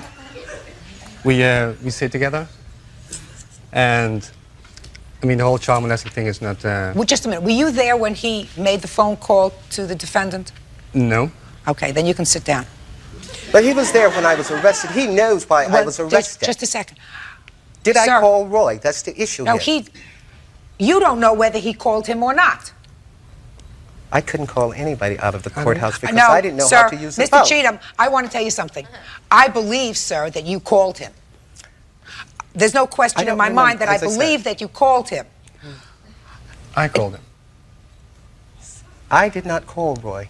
I don't remember calling him. Perhaps John No, might you have don't. You called may him. not remember calling him, but he knows your voice, sir, as opposed to this gentleman's voice. Well, I don't think he's telling the truth. They're pulling at straws. They're pulling at straws. Giselle lied and said I was a child molester. That's the issue here. That she slandered me to a business colleague of mine. That is what we have. That's what we have. Has nothing to do with that. This is a business client of mine, and you know it. Just a second. Well, let me ask you this question, madam. Did you believe the fact that he was a child molester? No, I did not. Good. Then we don't have a problem. There you go. Because in order for you to prove damages, sir, if she published this She's no information, longer working with me. Listen to me. She's no longer working with me as a client, so therefore I've lost income. No, listen. Okay. Mr. Cheatham. Judy, can I just say something? Mr. Cheatham. There are two things. I have to make a judgment as to whether the phone call was made and whether I believe the phone call was made. I believe the phone call was made. I believe the phone call was made by you, Mr. Cheatham. I don't know whether you were drinking that night or not. This is the person with whom you reside. Is that correct? Yes. All right. So I believe the phone call was made. I believe this person that he overheard that phone conversation, at least part of it. मैं इन sir जी को जवाब देना चाहता हूँ। जितने चूतिए भरे हैं YouTube पे, जितने यूट्यूब पे चूतिए भरे हुए हैं सब, मैं सबको जवाब देना चाहता हूँ मास्टरबेट करने से क्या होता है। वे भोंसड़ी वाले सब अपने तो खुद किए हो नहीं है सब, ठीक है, अपने तो कोई नहीं किए हैं सब सारे चूतिया बनाते हैं सब मेरे भाई। मास्टरबेट से पता है क्या होता है? पहली बात तो आपकी पूरा मुंह खराब हो जाएगी जिस तरह मेरा हो चुका है, बट हाँ मेरा मास्टरबेट से नहीं हुआ, मैं पहले आपसे बता रहा हूँ। मेरी कुछ रीज़न है इसकी वजह से हुआ है। एंड हाँ, मास्टरबेट से भाई बोल रहा है ताकत नहीं करती। पहली बात तो भाई तुम ऐसा हो जाओगे ना, ताकत रहते हुए कुछ नहीं कर पाओगे भाई। कहीं कमर दर्द, कहीं पैर दर्द, कहीं घुटना दर्द, कहीं बाल झड़ना। अब इस साले सब बाल उसी से झड़ता है भाई, और बोल रहा है भाई ताकत की कमी नहीं होगी। भोसड़ी के शरीर रहते हुए अंदर से खोखले हो जाओगे मेरे भाई, कुछ नहीं कर पाओगे। ना सोचने की क्षमता रह जाएगी आप लोगों के अंदर, ना कुछ बोलने की क्षमता रह जाएगी। कुछ अगर याद भी करते हो भाई सुबह तक भूल जाओगे भाई। इसलिए इन सब फालतू के चक्कर में मत पड़ो लोग, साले ये चूतिया होते हैं सब, कुछ भी बोल देते हैं सब पॉडकास्ट पे, भले कुछ भी रियलिटी हो, कुछ भी ना किया हो, सब ये चूतिया हैं सब। इन सबों को अपना आगे का देखना है, जो भी देखना है, ठीक है। काफ़ी सारे चूतिया भरे हुए हैं लोग यूट्यूब पे, तो यार भाई इन सब चीज़ों पे मत जाओ लोग मेरे भाई, ये सब झूठ बात है भाई। मास्टरबेट से हर चीज़ नुकसान होता है भाई, हर चीज़, शरीर ही नहीं हर चीज़ भाई। जितने अपने देह में चीज़ हैं हर चीज़, पूरी शरीर ही साली गिर जाती है भाई। ओके भाई, अगर ये वीडियो अच्छी लगी तो भाई शेयर ज़रूर करना। एंड लास्ट में जैसी भी वीडियो लगी भाई, लास्ट में अपना ओपिनियन ज़रूर देना भाई, कैसी लगी। कमेंट करे बिना मत जाना मेरे भाई। Love you all family.